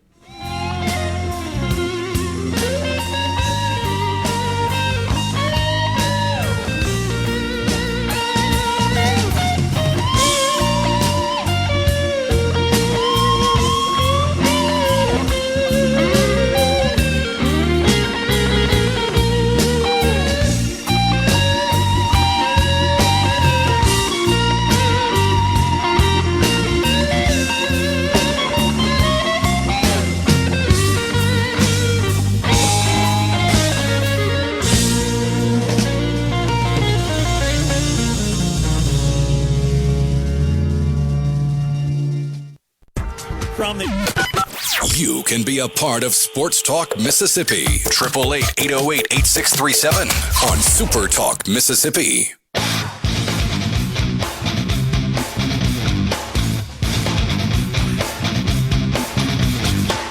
He can hear. What happened? I got the full SEC schedule right here. All right. I'll tell you what. I'll go through everybody. I'll tell you what I think their game that nobody's talking about is that they should be talking about. So let's go. We'll just start it up. For Alabama, would you say October 24th against Texas A&M? Home game? Who's talking about that game? Everybody's talking about Alabama, Georgia. Everybody's talking about Alabama, Tennessee, Alabama, LSU.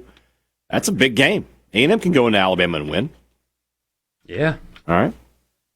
Arkansas, I'm sorry, it's week 2. It's the same as Mississippi State. They have to find a way to beat Utah. I don't know how they're going to do it. That's going to be a really tough game. But to have any chance to get their fans believing in themselves, they got to find a way to win that game. So I'll go with that. Auburn, week 4 against Vanderbilt. You know, Pavia obviously had Hugh Freeze's number in a big way. Auburn should be, I would have them at 2-1. They play Florida week 3. They got to find a way to beat Vanderbilt. Can't beat Vanderbilt. It goes back to what I was saying about Mississippi State. If you can't beat Vanderbilt at home, what are you doing? You got no shot. Florida,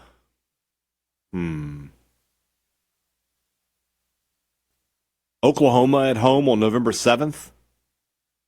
That could be a game that knocks a team out of a playoff contention spot. I think both those teams will be in the mix.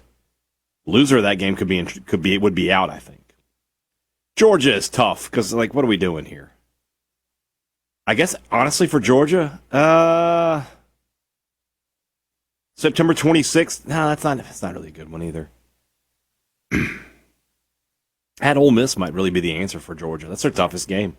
They play at Alabama and at Ole Miss. So who do you think is going to be better, Alabama or Ole Miss? You know, but how many Georgia fans right now are like?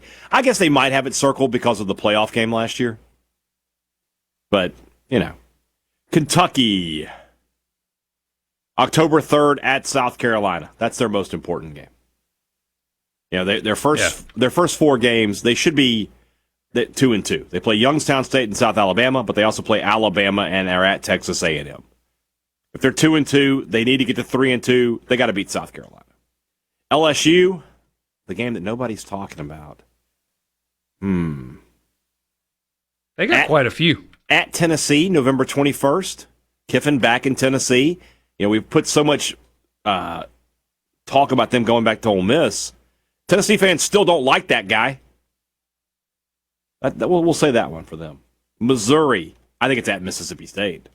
They lose that game, they're not going to be a playoff contender like they've been the past couple of years. They have to beat Mississippi State. So we'll go with that. Oklahoma.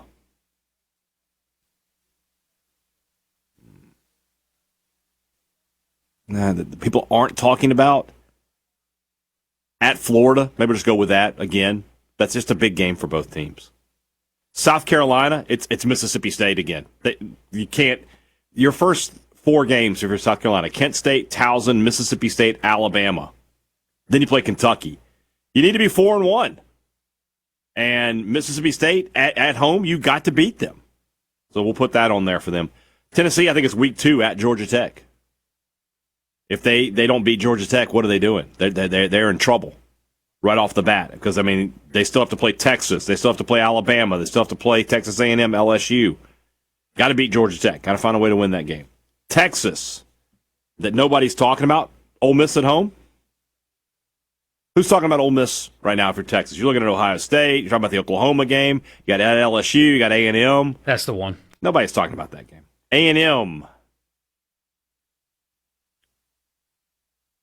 A&M. Is there a trap game in here for me? Not really. At Oklahoma, November 21st. You play at Oklahoma before you play Texas. That could be a tough one for the Aggies. It's week 3 for Vanderbilt, and I'm sure people are talking about it, but they play NC State week 3. 2 years ago when they beat Virginia Tech, we were like, wait a minute, what's going on here? Virginia Tech, they beat Virginia Tech. That's a good team. What's going on? Same thing here. If you beat NC State, I'll believe that Vanderbilt hasn't gone anywhere. You don't beat them, well, then Vanderbilt's just back to where they were. Yeah. Marty says the LSU-Tennessee game should be less intense this time around. But hate is hate. It was 10 years between Kiffin leaving and coming back to Tennessee, and they got that reaction. And remember what happened in that game. Forget the can throwing. They lost. Yeah. That's the other thing. They want to beat him. Yeah. They lost. I don't think that's the case at all. No, it'll still be like that. It'll be that. very, very intense. And then, I mean, for better or for worse, depending on what your perspective is, I guess, him doing all the stuff he did to Ole Miss has kind of reignited the Tennessee people going, see what we mean? We told you. He's the worst. But a lot of people are waking up to the fact that the SEC schedules across the board are all terrible. Mm-hmm. It took a little while, but people are starting to realize, wait a minute, what happened? Yeah. Why is this the case? But hey, from a viewer perspective, it's awesome. But there's going to be a lot of fan bases that wish that extra loss that they took was the South Alabama game instead of Alabama. But anyway, college football fix after the news.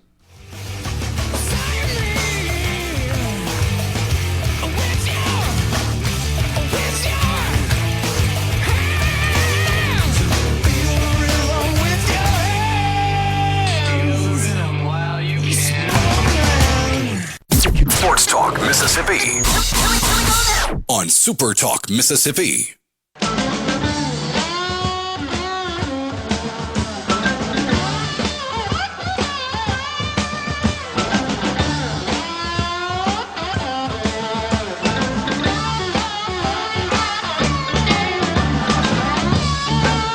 Welcome back, Sports Talk Mississippi. Michael Borkey, Brian Hadad with you, as we always are. Although Hadad's going to take some time off next week. That's right. Not on Tuesday. That's when we begin the Not Fall Camp Tour. But every other day, he'll be doing whatever it is that he does. None of our business, I suppose. What is our business right now, though, is the college football fix. You're right, by the way. Hey, I don't need to know what you're doing when you're not working. Good. That's not good. You know. The college football fix is driven by your Mississippi Ford dealers. Built Ford Tough. That's the best-selling truck in America, the Ford F-150. Don't waste your time. Don't waste anybody else's time. And certainly don't waste your money on any other truck. Visit your local Mississippi Ford dealer today. Thank you for your attention to this matter. Jersey patches are being announced all over the country. Ohio State and Notre Dame both inked deals a while ago. They announced them today. Each of them over $15 million a year. Notre Dame's closer to 20. I think Ohio State's is 17, I believe. But big sponsors, big deals. Ohio State gets Chase, and there's a deep connection between Chase and the university, for whatever that's worth. Notre Dame got SoFi, is going to be their jersey sponsor. Just be glad, for those of you out there, that your commissioner is not Brett Yormark of the Big 12. Just be glad that is not you. Because Well, I believe that, I mean, there's rumors. I know Chase Parham's talked about it a lot, that Ole Miss is either almost about to announce, has already signed, etc., a field deal and a jersey patch deal. We'll see if that actually comes out or not. I don't know. I've asked. I think I have an idea of what's happening, but not firm enough to report anything. But those deals will be worth significantly more money than the Big 12's deal. Obviously, Ohio State's and Notre Dame's is huge. Per school, $17 to $20 million is crazy money. Yeah. But remember the deal that the Big 12 signed, guys, with Monster energy drinks? Who could forget? They sold the naming rights of the conference. They sold the jersey of every football team in the conference. They sold the jersey of every basketball team, men's and women's, in the conference. Yes. And the fields and the courts of every team in the conference for $20 million, just over $1 million per team. Yes. That is what they did. What, are you saying that was a bad deal? Could you imagine being Kansas State right now? Now, hold on. UNLV gets double what I'm getting for my jersey? You know what's the biggest brand in the Big 12? Texas Tech right now. No, you're wrong. Kansas basketball. Kansas basketball is the biggest brand. That could easily fetch more than what they got I think as a team. And the spin zone is, well, they can sell other patches. Yeah, who wants to look like a NASCAR driver, you know? I mean, there's only so much real estate on the jerseys. Ricky Bobby thing everybody's going to be wearing the visor. Yes. It's going to say Fig Newtons across the front. Fig Newtons, by the way, a criminally underrated cookie. I'm a big fan. I don't like any of the other Newtons. I don't like the strawberry Newtons. I don't think I've had another Newton. They have other Newtons. They have apple, they have strawberry, but Fig is the way to go. I didn't know that even that was a thing. Maybe I did. I just, I didn't know. I'm here to teach. I appreciate that. Yeah. But yeah, it's absolutely nuts. If I remember the Big 12, I'd be absolutely furious with my conference's leadership right now. Furious. Because what's funny is, like, on the other side of that, they're very happy with the conference's leadership because of what happened, the way they handled the Texas Tech thing. So it's a nice balance. I guess it's a nice balance. Yeah. I mean, the rumor is for the field. I know the aforementioned Chase Parham, I think, gave this number specifically. But for the field alone, the rumor is about $2.5 million a year for Ole Miss football only. 7 games for whatever the sponsor is going to be. And again, I've heard, but not enough to report what it is. But anyway. Robitussin. But just for the football field, they're getting... I know. Just no sell me on that one. Come on. But I'm in a train of thought. That's a great joke. That was a really good one. But on the football field alone, they would be getting more than double than the Big 12 got for all of that. All of that. It's a horrible, horrible deal. Can't believe that they signed it. And, We're saying Fig Newtons are not cookies. What is it then? Somebody says it's too soft to be considered a cookie. There's soft cookies out there. Let me tell you something right now. You go to the store, you're like, I need to buy some Fig Newtons. What aisle are they on? They're on the cookie aisle. In amongst the Chips Ahoy, the Oreos, the Lorna Doone, all of those. According to AI, which is never, ever, ever wrong. It's never been wrong. Yes, Fig Newton is officially classified and sold as Newton's Cookie. It's a cookie. The debate is... Get out of here. AI even acknowledges that the debate is it a cookie or a pastry? No, it's not a pastry. No chance. I'm not qualifying that as a pastry. But a Pop-Tart's a pastry, and a Pop-Tart is crunchier than a Fig Newton. A Fig Newton, first, cookies need to be small, first and foremost. I'm not a big... No, they don't. You're crazy. Big cookies are no good. Nobody wants a big cookie. A cookie is a snack. It's not supposed to be a meal. Fig Newton is a cookie. That was the catchphrase in the commercial. I must have missed those. It's a cookie. So maybe Fig Newton could sponsor one of our teams here in the state of Mississippi. Maybe. I mean, we'd be down for it. Yeah. no word yet if State is down the road on any of those yet. That doesn't mean they're not, I suppose, but the commercial just no word says yet. It's fruit and cake. I don't care what the commercial says. It's a cookie. All right, let's move forward. Commercials do lie. They do lie. That's their whole point. No, I've heard some rumblings that there's some issues with third parties with this situation, but because what you don't want to do, you don't want to undersell. You don't want to your undersell, property. but at the same time, you're 3 years into this process now, right? How long has it been since they announced it? I think last year was year one. I think was that year one. So you're coming up on 2 years. I think that's right. So because Ole Miss sold their field last year, like, and State sold their field. Feels like that's enough time to find something. So hopefully that's something that's coming soon for Mississippi State. If it is a third party problem, I would just eliminate the third party as much as I could. Be like, we'll broker our own deal. Thanks very much. Matt says Titleist and French's Mustard need to be the field sponsor for the September 19th game. I don't think you want to get in the business of selling one-off field sponsorships, but I don't hate that idea. I do kind of think that a golf brand sponsoring Ole Miss fits.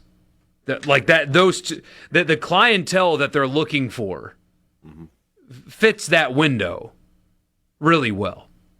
My dad used to be in the tire business before he retired, and that was something that he used to say to the execs there was, I mean, why aren't you in the golf business? Who buys expensive tires? People that drive expensive cars. What do people that drive expensive cars do? They go to the country club every day. What are we doing here? So, Titleist, hey, reach out. I've got you. I'll connect you with the right people, and you can put that logo right there on the field at Ole Miss, and I got you. I'll help you out with that. Send me a few dozen of the new Pro V1s, and I need a new 3-wood also. So, sweeten the pot a little bit, and I'll take care of you.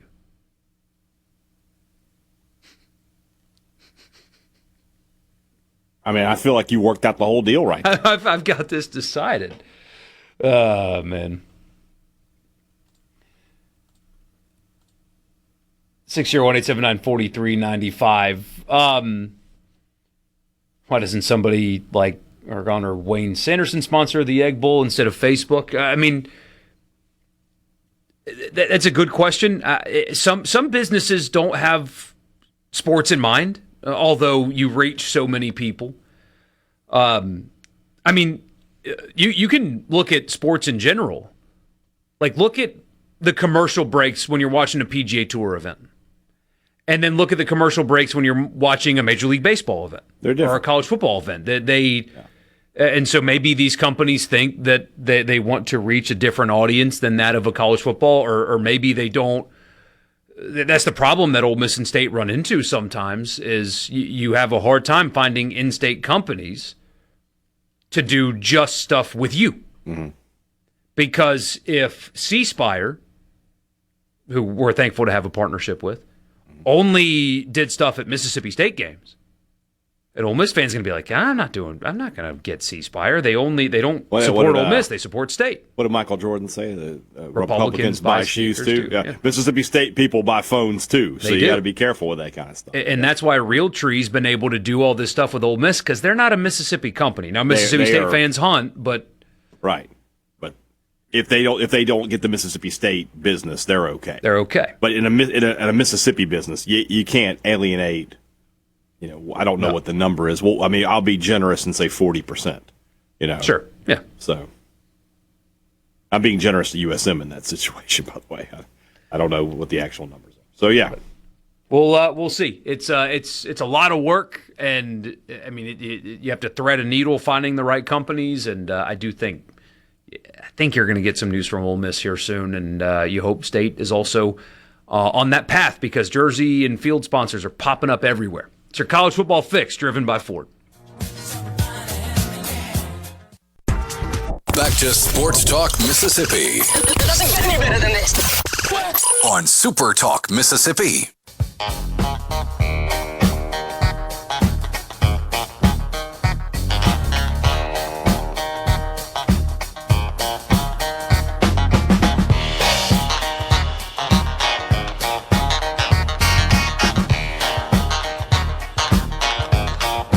Very superstitious.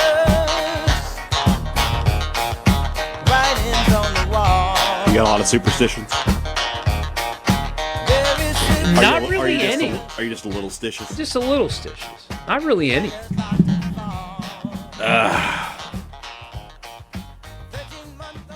Now I got to think about it. What superstitions do I have? I've got a few, or I had a few when I was playing. Mm-hmm. I'd have to wear the same, undershirt. If I played well, I'd wear the exact same stuff the next game. I got you. Did you take that into like being a fan? Do you have like a lucky polo or? No, I had a lucky polo that I'll change clothes sometimes though. I had a lucky polo that I wore deep into the Mullen era, despite the fact that it was a Kroom era Banner M, and because I was wearing it in the left field lounge, we were cooking out, and it caught on fire and it didn't burn to death. It just like burned a little. I was wearing it untucked and it burned a little hole down towards the bottom, and so I could just tuck it in and nobody would see the hole. But I called it my lucky polo because I didn't die. Wasn't particularly lucky in terms of results though, because we're talking about the Kroom, the late Jackie, the Kroom years. But that was my lucky polo. Your lucky polo. Let him die.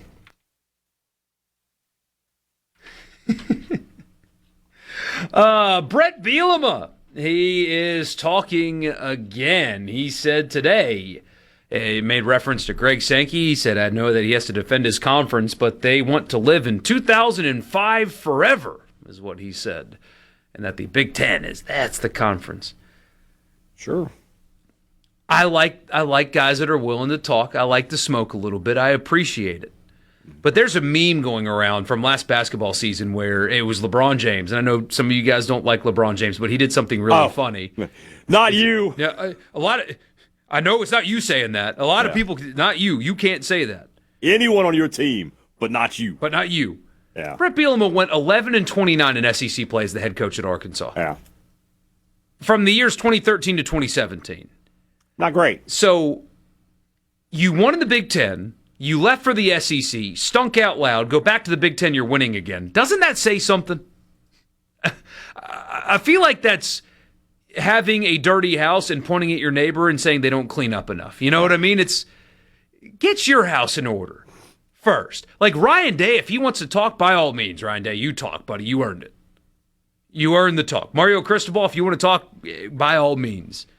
You beat the SEC on the way to a national championship game. Good on you. Kirk Cignetti, he's been talking and he backs it up. I feel like Brett Bielema is not the kind of guy that needs to be talking right now. I do like it, but I'm trying to think of when I'm going to use that meme on you. What is the topic you're going to bring up and be like, not you? What could that be? I don't know. I have to think about it. I mean, there's a lot, I'm sure. It was almost when on the whole Kiffin never won a big game debate that you. My stance was absolutely correct. He is getting paid among coaches. Not you. Anyone but you. That have won championships, multiple, and he has none. So he stands out. He won. Correct me if I'm wrong. How long was he at Ole Miss? 6 years. 6 years. He won 5 Egg Bowl championships. What are you talking about? And a Peach Bowl championship. Those are championships. Hugh Freeze's program gave out rings for the 2014 Peach Bowl. 2 Magnolia Bowl championships, too, if I'm correct. Or was it 3? Maybe 3. I think it may have been 3. Yeah. They need to burn that trophy. Not this year. No, not this year. You parade that around. You march to the square with that trophy this year. No, honestly, that is the most... Of all, I don't think you should get rid of the Egg Bowl trophy. Other people have different opinions. I think that having an in-state rival with a trophy game is kind of cool. It's very college football. The Magnolia Bowl, I don't agree with it being a trophy game. I think you should get rid of it. And Hadad, this year, I think that would be a heck of a troll, though, is if you don't care about that at all. I mean, you just, okay, good game. Shake hands with... You civil conflicted is what you're telling me. Yeah, you just kind of, okay. There's a trophy there. It's in a closet or something. I don't know. That's you kind of troll the troller there, maybe. But no, I don't like that. Somebody says, why would we burn that trophy? LSU's Ole Miss's biggest rival. This season, yes. No, well, LSU's not Ole Miss's biggest rival. Well, maybe next year too, and the year after, however long Kiffin is there before it, crashes and burns in spectacular fashion. Sure, but your in-state rival who plays in your same conference is your biggest rival every year, especially when if you keep playing the way you're playing in that game and keep recruiting the state, you can almost quote-unquote bury your rival, at least for a period of time. I don't think you want to be dismissive of that opportunity. The state produces too many good players to quote-unquote abandon it. These Ole Miss fans are all getting in their feelings right now. Oh, this guy's still mad at me for having the Mark Keenum cowbell that he gifted me with a really nice inscription about the quality work that I do in my house. Which just goes to show how nice a guy Mark Keenum is. They would say these things about you. He's full of crap is what he is if he gave me that. But man's a politician. And saying that about you. Now, for me, it was true.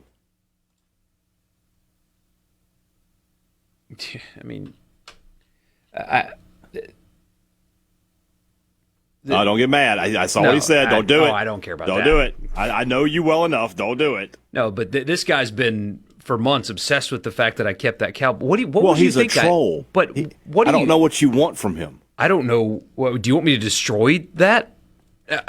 He wants you to melt it down and live stream it and laugh maniacally. Never. No, I think the Magnolia Bowl trophy is stupid. It's a big game. It's a huge game. There's a lot of history, blah, blah, blah. But I think I'm very consistent with my opinions. I think the Big Ten has way too many trophies. The fact that Ohio State, Illinois has a trophy is stupid. The Illabuck. It's a big wooden turtle. Illabuck trophy? That's one of the best trophies in college football. We can't have the same people that are pro-trophy are the people that complain about everybody gets a trophy. Well, why does every game need a trophy? Not every game needs a trophy, but if you're going to have a trophy, the Illabuck trophy is a good one. It's not as good as Floyd of Rosedale, but it's still pretty good. It's no old brass spittoon, but it's still pretty good, right? It's not the old oaken bucket by any stretch of the imagination. Still very good, though. We need real Ole Miss representation on this show. Well, I mean... Oh, yeah. I get that. Well, we offered that. Poorly kept secret for you out there. Richard Cross got a cowbell as well, and he didn't burn it. He got a better one than I did. It is a better looking one than both of ours. He got a chrome one. Yeah. Richard Cross? You talking about Richard Cross, member of the State Excellence Fund? That Richard Cross? We were going to get some real Ole Miss representation. None of them had the stones to come on this show with me. They were all like, we don't want any of that guy. Borkey was the only one who had the courage. Hey, just give me a break. Give me a break. Give me a break. I've always thought the trophy's dumb. I've always thought it was dumb. Sorry. And the first iteration of the Magnolia Bowl trophy was hideous too. That didn't help it. It was hideous. These guys says, I bet Hadad doesn't have Ole Miss stuff in his house. I still have the jersey. If Glenn Boyce presented you with something acknowledging your success and accomplishments in your career, you would not throw it away. It would be a great honor. Great honor. Here's the thing. I don't think I'm going to worry about it. I've never met Glenn Boyce. I'm sure he's a fine man. I don't know anything about him beyond the fact that he's He's chancellor. A sports guy. He probably knows who you are. Well, he's a sports guy. Well, you know what? I mean, I'm just then ball's in your court, yeah. Dr. Boyce. He's done a heck of a job. Dr. Keenum is taking care of us over here. Where are you at? What's he going to give me though? What flag with no stick? This guy thinks he knows where I put this bell to. He wouldn't hang it in his living room. Mine's not in my living room. It's in my home office. Just deface the cowbell and make the guy happy, Borkey. I mean, no, I'm very proud. Just put it in the bathroom. That's good enough. I'm not backing down from this. I am very proud of that. I thought that was an incredibly cool thing that happened to me. I don't feel like I deserve that. Yeah.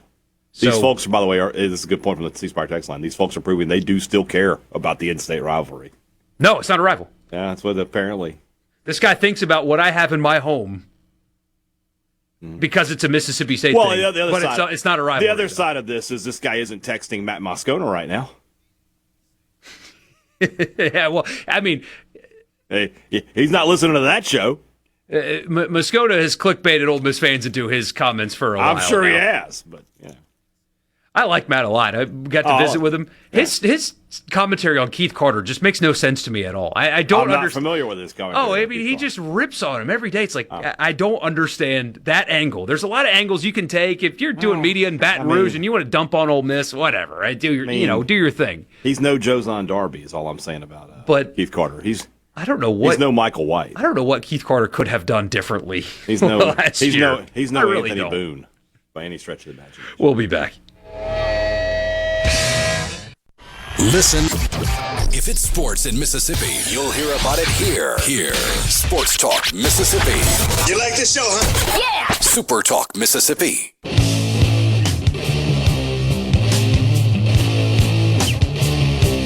right now!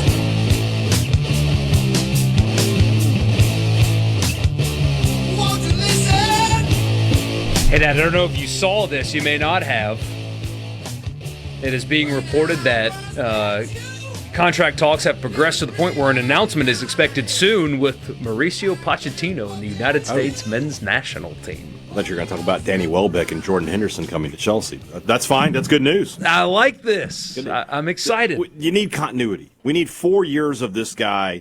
This is my system. At the youth level, teach what I am teaching so that everybody's on the same page. By the time I get to these players that are 14, 15, 16 years old right now, when they're 20 and 21 and they're playing for me, they know what they're doing. That's what you got to have. What Spain does. Have we ever heard any party stories involving the Egg Bowl trophy, a la the Stanley Cup trophy? I have not. You can't drink out of it, so I don't know. I'm sure there's some crazy stuff that's happening. You could Joe Dirt and eat French fries off of it. You could. And then you take it to go get evaluated. Yeah. That said, no, I have not, but maybe they exist. This guy sounds like he's heard one, so feel free to share it. Yeah, I would love to know, actually. So. You know what I did this weekend, by the way, this past weekend? What did you do this past weekend? I went on a YouTube quest for college football. I think that's what I'm going to do every weekend for the rest of the year until we get to college football. I watched Michigan State from 2023. I watched Michigan Ohio State from 2024. I watched what was the other? I watched Alabama against Texas A&M. I watched. I was not watching State or Ole Miss games on purpose. I was like, I've seen those games. I don't need to. I started watching college football games. It was fantastic. You know, just sat there. I literally sat on my couch from so Saturday I grilled up some steaks. Got done eating around 6:30 or so.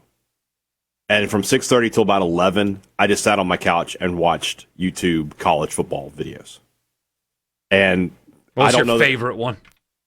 I mean, I just enjoy the games. You're asking me what my favorite college football game is. No, that you watched. Your favorite thing that you clicked I'm trying to remember the ones. Let me pull up. You know what? What if I had a device that had my YouTube history on it? Now, some people that might be embarrassing, but for me, it's not. Let's see here. History. What did I watch this past weekend? I watched TCU Michigan from the college football playoff. Fantastic game. And remember the lore of that game. Mm-hmm. TCU was tipped off that Michigan might be stealing signs, and so they were prepared Changed for a it. bunch of stuff. Yeah. I watched Michigan State from 2021 and 2023. I watched Michigan State from 2015. Oh, there's trouble with the snap.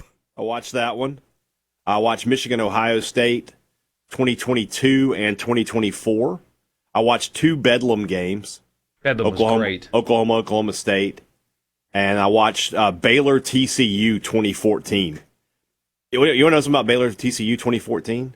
I'm going to tell you something about it. Two things I learned, by the way, from watching this video. So at the end of the first quarter, it was 14-10 TCU.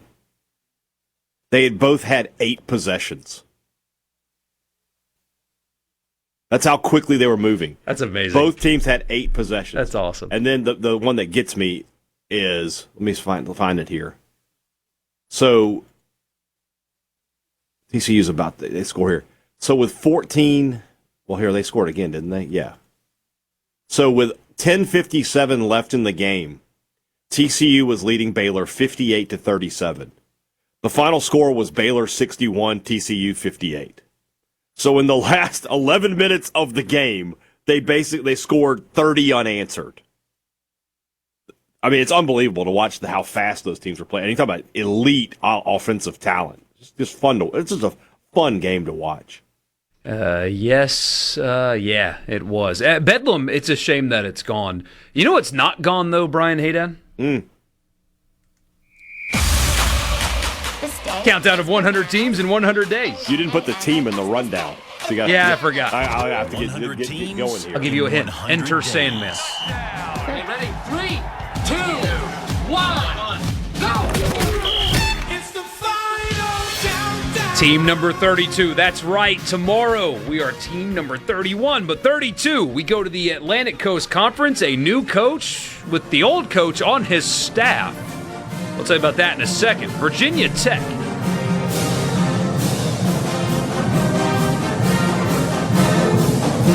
Obviously, they are more known for the use of Enter Sandman. There's a video on YouTube that you can watch of Metallica playing Enter Sandman. I believe it was last summer, right? Yeah.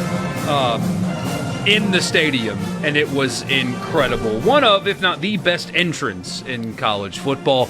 At Lane Stadium is where they play. I have an old high school teammate that played at Virginia Tech and had a lot of good things to say about his time in Blacksburg.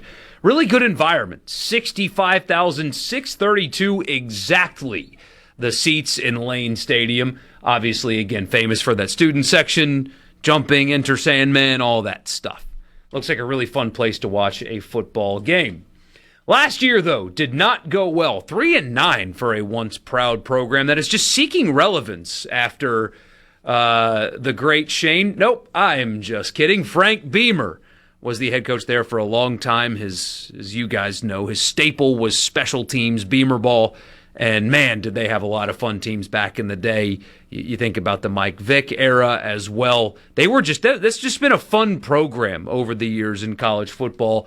And maybe they'll get back to that. More on that in a second. Last season, again, did not go well. They lost to South Carolina in Atlanta. Then they lost to Vanderbilt. Then they lost to Old Dominion. Ugh. Horrible start to the season last season. Yeah, that's how you get fired. They recovered briefly with a win over Wofford, and then they beat NC State, but then losses to Wake Forest and Georgia Tech. I mean, it was over for sure. And then they beat Cal, but they ended the season with 4 straight losses to Louisville, Florida State, Miami, and Virginia. Last year, we can just kind of move on from that because the story is they fired Brent Pry, their head coach, and hired James Franklin, the guy that was at Penn State. You guys remember him. And a year after, halfway through a year after, they won 13 games and 2 playoff games. They fired James Franklin, and more interestingly, he hired Virginia Tech's head coach to be his defensive coordinator. So Brent Pry on his staff as defensive coordinator at Virginia Tech this year. Do you know the quarterback for Virginia Tech this year? He did transfer from Penn State, but do you know his name? I don't. Ethan Grunkemeyer. Ethan Grunkemeyer will be the quarterback for Virginia Tech. They make cookies, don't they? Something like that. Grunkemeyer cookies? I've heard of those. And a lot of Penn State transfers, and most of the recruiting class came with him to Virginia Tech. As you say all the time, when you're hiring a head coach, can he bring players with him? James Franklin checked that box. He brought a lot of players with him. He also basically flipped the full recruiting class, and he brought a quarterback with him. I mean, just check, check, check. And so expectations are pretty high for James Franklin in year one. They open the season with VMI. Name that mascot. Cadets. The Keydets of Virginia Military Institute. Then they host Old Dominion before a non-conference game at Maryland. Then conference play begins. They go to Boston College, host Pitt, go to Cal, host Georgia Tech before they go to Clemson, have an off week and go to SMU before ending the season hosting Stanford and going to Miami. And then they have, we said it yesterday, 2 games the name of the game played between Virginia and Virginia Tech. The Commonwealth The Cup. Commonwealth Cup at the end of the season. But that's pretty tough. They have road games at a Big Ten opponent and at Clemson, at SMU, and at Miami. So 3 of the top 4 picked teams in the ACC all on the road for James Franklin this season. That ain't easy, but that's also why you get paid the big bucks, and a program that is once proud that thinks that a guy like James Franklin, who's pretty consistent at winning football games, can bring them back to that. Very good. You're not going to believe this one. Are you ready? Ethiopian. That's a good guess. It's not close. I tried. Cabo Fish Taco. It's a fish taco restaurant. Heck yeah. They have steak, they have chicken. But of the 9 tacos they offer, 7 of them are seafood. Shrimp, fish, calamari. They have one thing on here.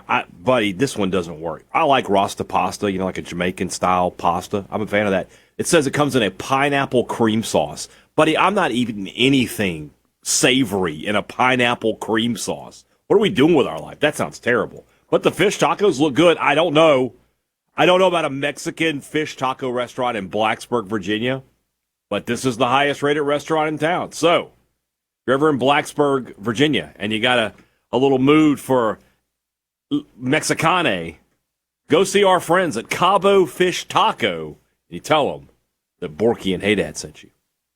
Pineapple cream sauce. I don't. On pasta. I don't with know. like chicken and shrimp in it. I don't know. I don't think so.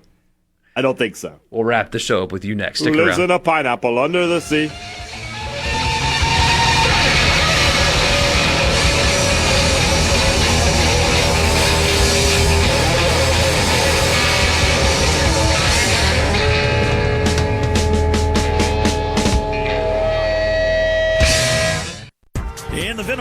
What we're gonna do right here is go back. And now back to the sports. This is Sports Talk Mississippi. So let's get rolling On Super Talk Mississippi.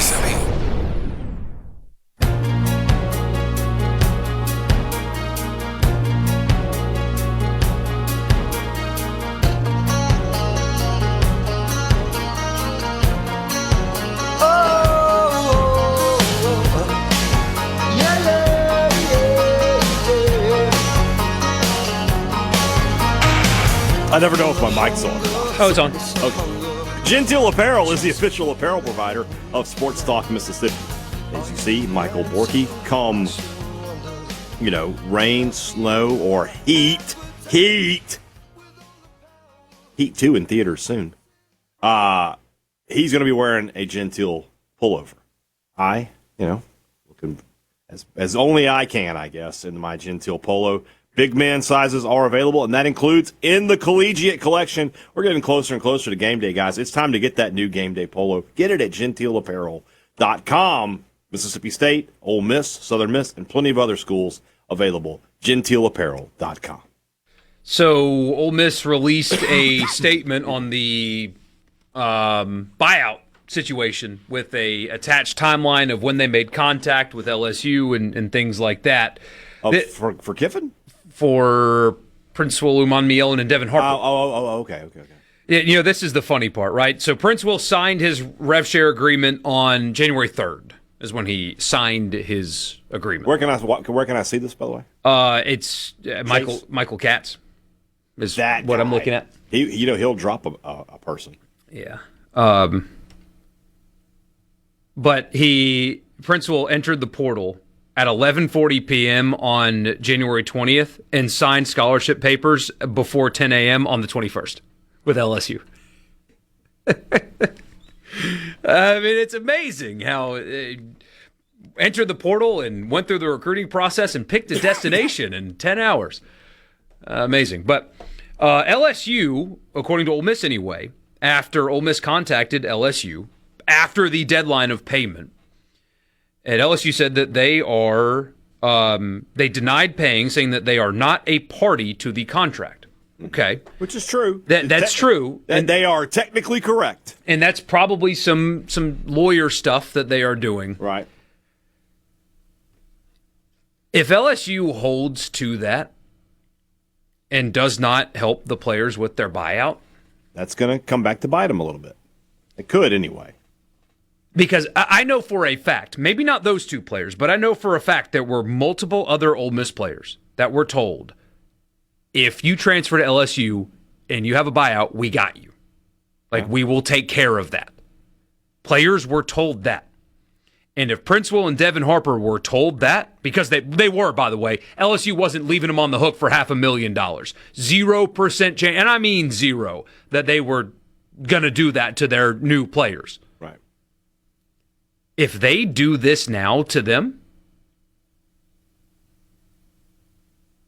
what do you think the players' reaction is going to be? I'd be surprised if they do that. Again, I think this is legal lawyer stuff. I think they're just wrangling right now. But at the same time, if they just say, look, not only are we not going to pay that, you're not going to pay it. Don't worry about it. What's going to happen? If we go to court, we'll tie it up until the end of the year, and then by that time you go to the NFL. And are they really going to continue to come after you at that point? For $1 million, yes. The answer is yes. Well, we'll make them look like a bunch of vindictive heels. For $1 million, yes. I get it's it. worth it. That is worth the price. It's not even the. No, I disagree. It's not the money. Like quote one of my favorite characters. What does he say? It's not the money.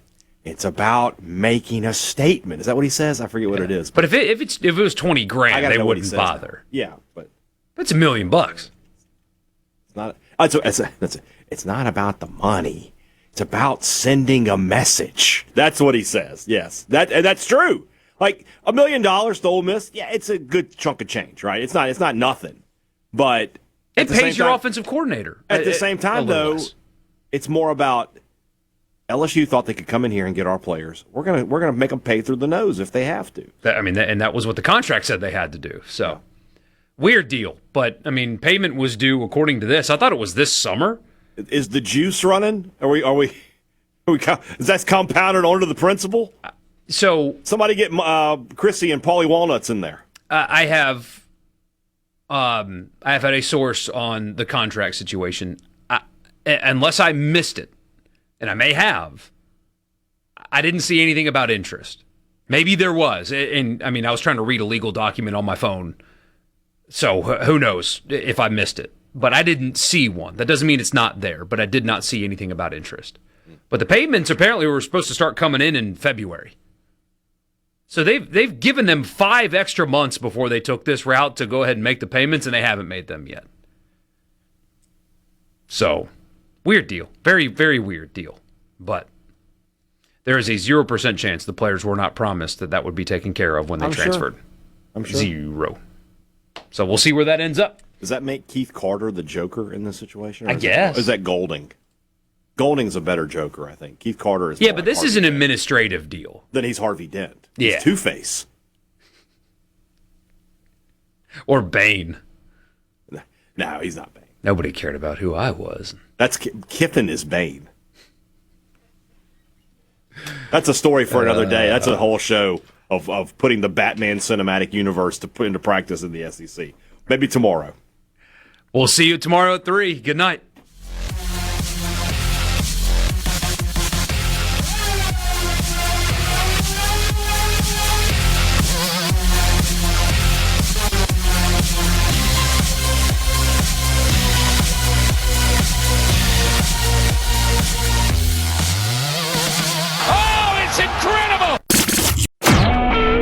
SuperTalk Mississippi Media Production.